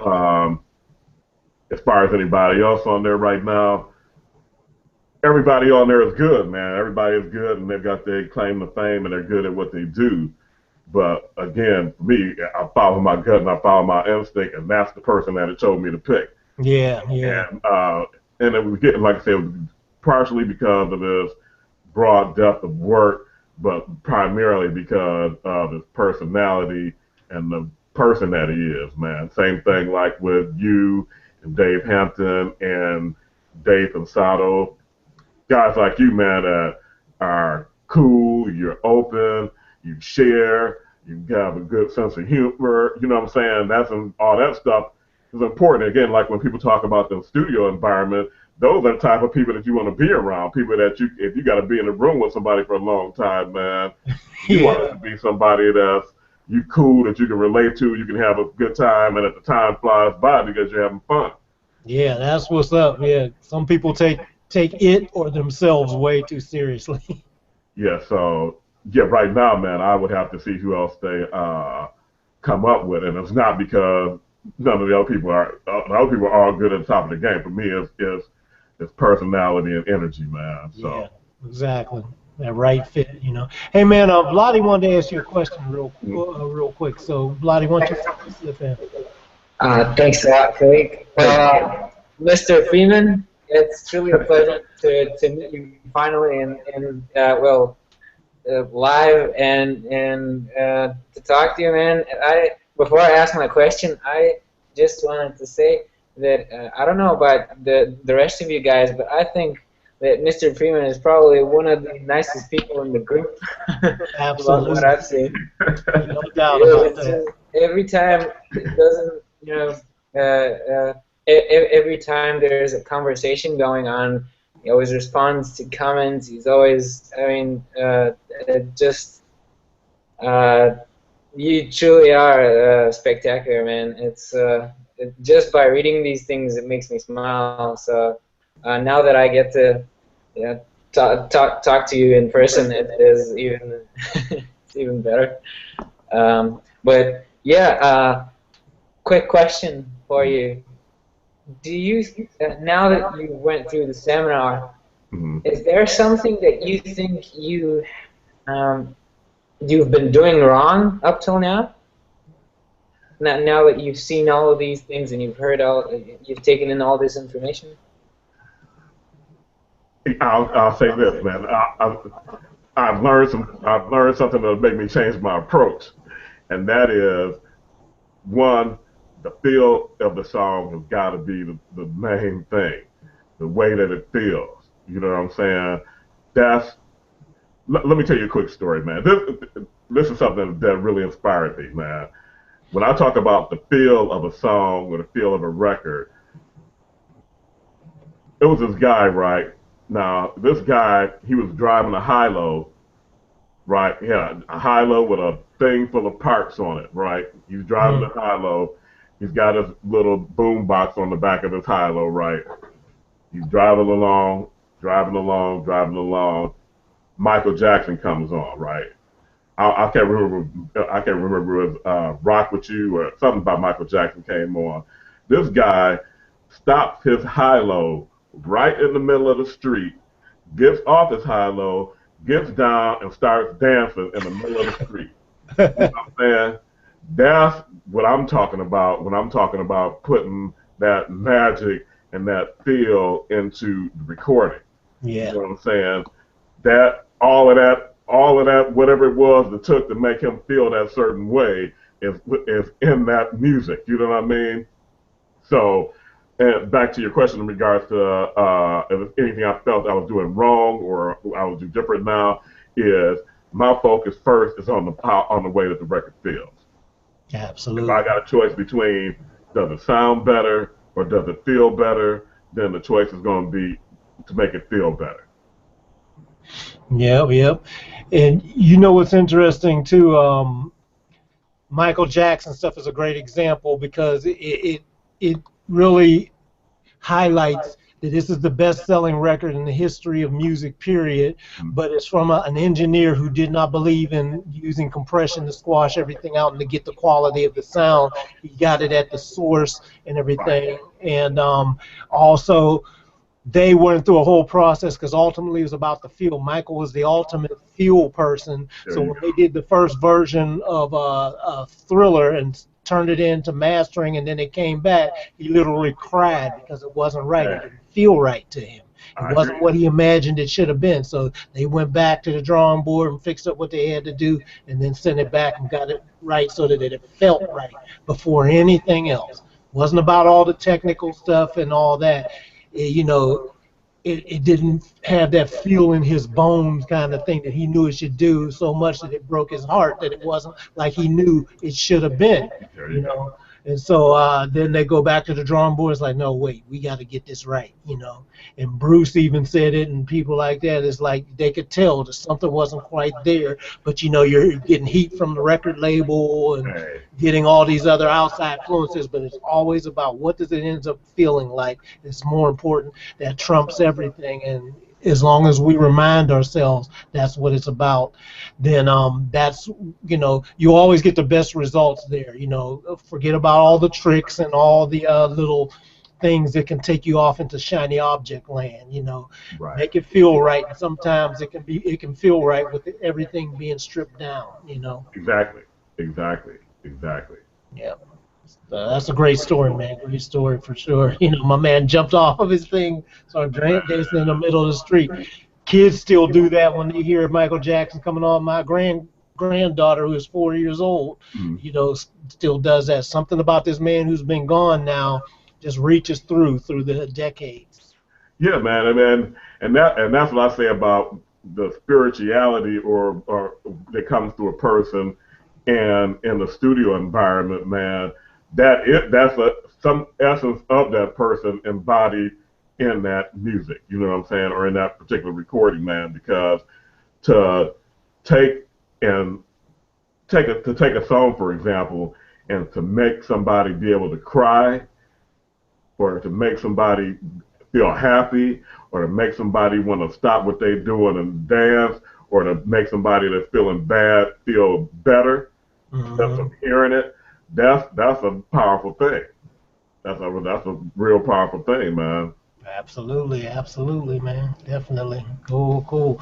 Well, anybody else got any other questions you want to fill it on? We've been on here for a couple hours now, so I want to give everybody else a chance to fill it in and then wrap it up because we're on the holiday weekend. Joseph, what's going on, man? Good to see you.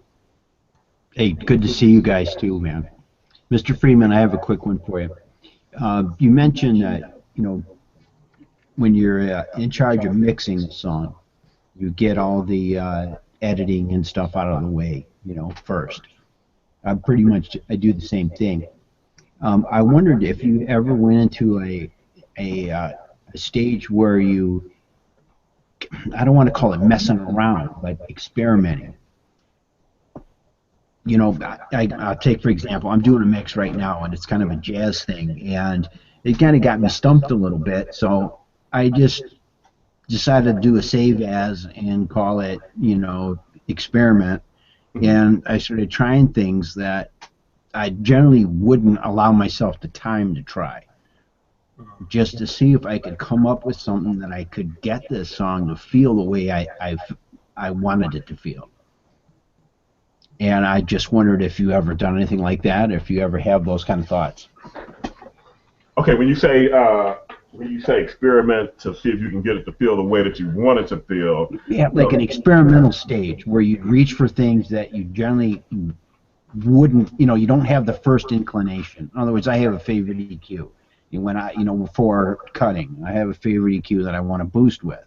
You know, when I'm sweetening, all right, I don't step out of that box too much. In other words, I kind of go with the things that I know work and are my bread and butter. Do you ever come across a situation where you go someplace totally different to try to create a different kind of, I don't know, to do something free to your brain, you know, to make it think different?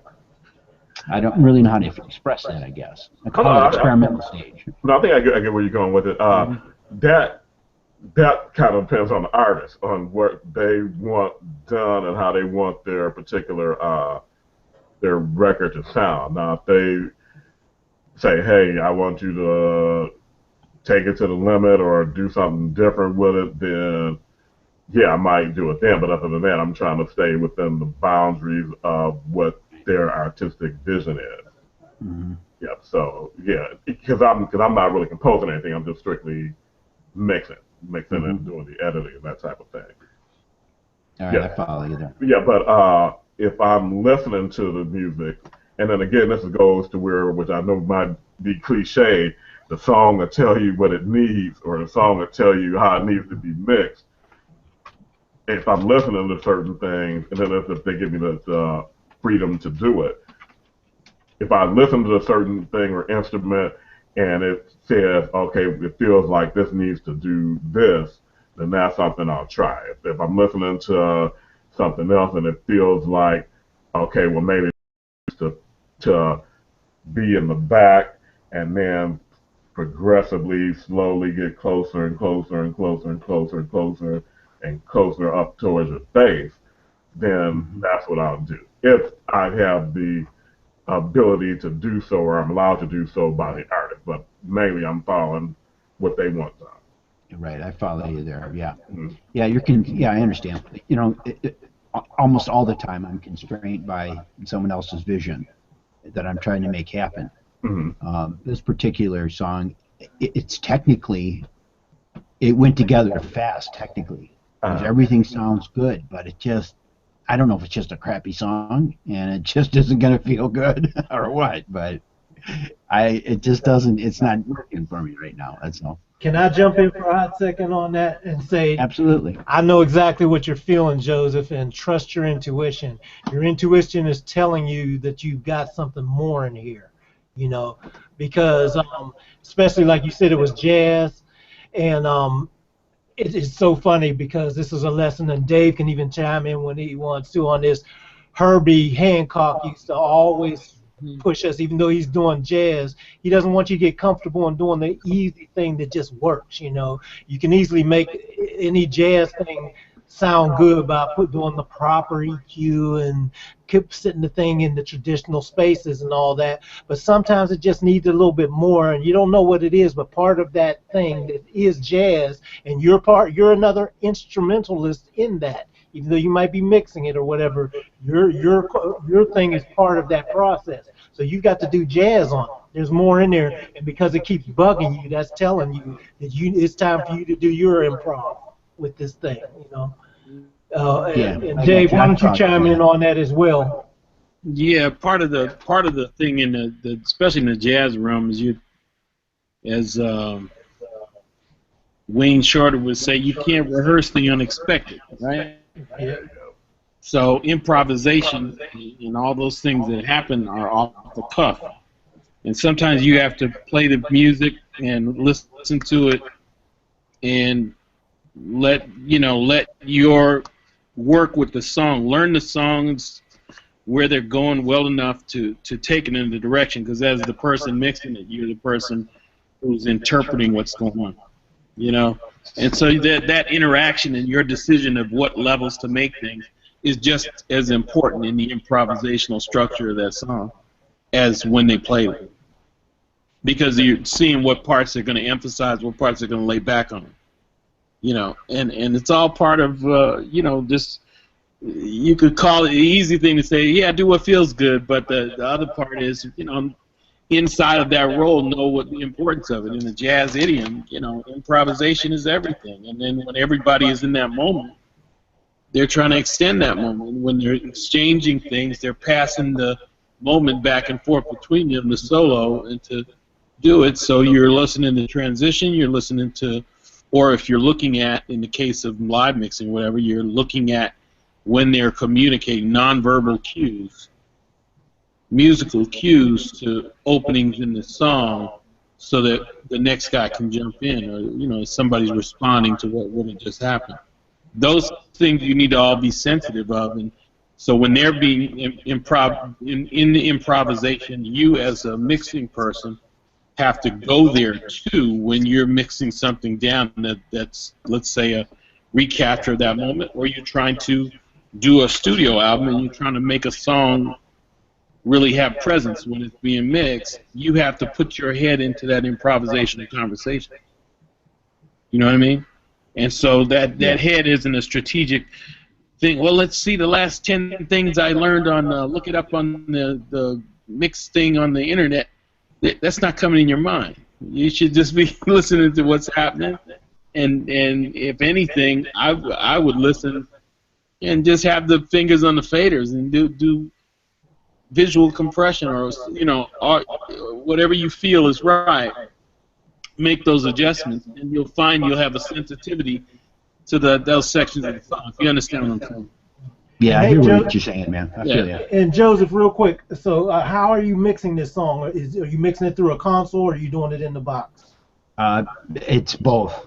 Both, a combination of both. Yeah, it's a combination of both. The good thing is like you said, you got your basic thing, and you did your save as and saved it as you know, you got what you already did that sounds good and a good point of departure. So what I would do, because something is telling you, is get back to what Freeman said earlier, is it's about feel. And you're feeling something in your spirit that this needs more, or I can do more. So go with that, with your feel. Start from a blank slate, pull everything down because you got it saved already, and then try this just to see what happens. You know, you kind of know where the song should be. Try doing his exercise that they went through, doing a speed mix. Give yourself a half hour or whatever, and see. Start from scratch, pull it down. Say, okay, I got to make this happen in this X amount of time. Record it as you're doing it. So don't try to mix it and then put it in record or put it in that bounce to this. Record it as you are doing it. Once you kind of got it in there and you do a pass and do all your moves, whatever you would normally automate, don't automate it. Do it in real time. Do fader rides in real time. Mm-hmm. If you wanted something, you thought it should be muted or whatever, instead of muting, if you got time to mute, fine. But if not, pull the fader down and then sneak it back in another place and things like that.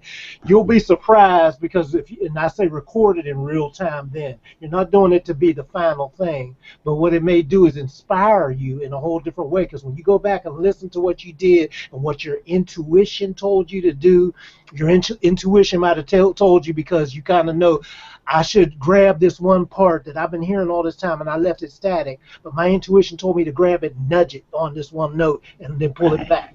You know, but when I pulled it back, I might have pulled it back slightly more than when I said it. But hey, you know what? It don't sound bad there. It kind of opened up, and some other frequencies are shining through right now. Or maybe I need to do a stab here on this one part because I was being safe before, but now maybe it needed to jump out like a monster and come out and do a shocker and come back. Those are the things that will come and give you real-time inspiration when you just record it, no thoughts, and put a time limit on yourself and everything, you already got the basic point of departure. So you basically got the basic EQ sounding good and all that. So then just start, pull everything down and say, okay, hit the clock, put it in record, let me put it up and get started. Get my drums right in the space. I'm not going to belabor over the drums, just make the drums kind of sound. Okay, let me get the next thing and let me get the next thing and build it all around it. Do my real-time automation. Don't make any judgments. Then let me go back later on and listen to it. And then what that'll make you do is start hearing some things and say, okay, now let me go back to that mix that I saved. It was my original thing. And then all kinds of ideas are going to come to you to improve that. Does it make sense? Oh, you're muted, Joseph. Well, I'm sorry. Yeah, I get you. I'm going to play that. I'm going to actually play the song. Or maybe oh no, I pulled out my thing. I got excited. Mm-hmm. I think. Yeah, I said I'm going to. Yeah, I feel exactly what you're saying. I'm going to get in and play the song. Yeah. I'm gonna play the song. It's an instrument. So play the song. Yeah. Yes. Yeah, I'm hearing you. I get it. That's going to work out, I bet. Because you're feeling it. I mean, when you ask that question, that's exactly what you're feeling. So you know you need to do that. You know. Yeah. You could do it now as a technical engineer and just let it be, and it'll sound good, you know, and all that. But you're a musician. Your inner thing is saying, no, I got to go in and play this thing, you know. Yes, exactly. Hey, thanks for straightening that out. And that's that feel thing that Freeman was talking about. Man, I tell you, man, Freeman, Fred, you got to send me some stuff too, because now that you've got this thing, see, I know I can imagine what you're going to do from this point on too, because that's a whole new revelation, and that's that tipping point in somebody's life, that everything you do from here on is going to have a whole nother thing, even no matter how good it was before. It's going to be a whole new game now. Absolutely. Yeah, buddy. So I can't wait to hear what you do, buddy. Oh yeah, man, I'm getting ready to get on some stuff later on tonight. Matter of fact. Oh yeah, cool. Yes, all right, well, anybody else, and we'll wrap it up for today. Thanks a lot, man, for everything. Thanks for taking my question, man. That's cool. Very cool. Well, hey, man, thank you for coming on, Fred. I appreciate it, and everybody else, Brad, and you again, and Dave, and you know, Jason, Andrew, Blondie, everybody was there, Bill, all you guys. Appreciate it. Here, and indeed. All right, and I'm so glad to be back with you guys. So, you know, I'm still dealing with the change, you know, the trips and things that are happening with my daughter and stuff like that. So periodically, if something comes up where I need to manage, I'll let you guys know. But for the most part, I'm back now. You know, we've been doing this again regularly. Good to have you back, Khaliq. It's always a pleasure. Always a pleasure to have you on too, guys. All right, everybody, we'll have a wonderful rest of your weekend, and I will talk to you guys next time. All right, appreciate it. Appreciate everything. Glad to go. Yeah. See you guys. All right. Bye-bye.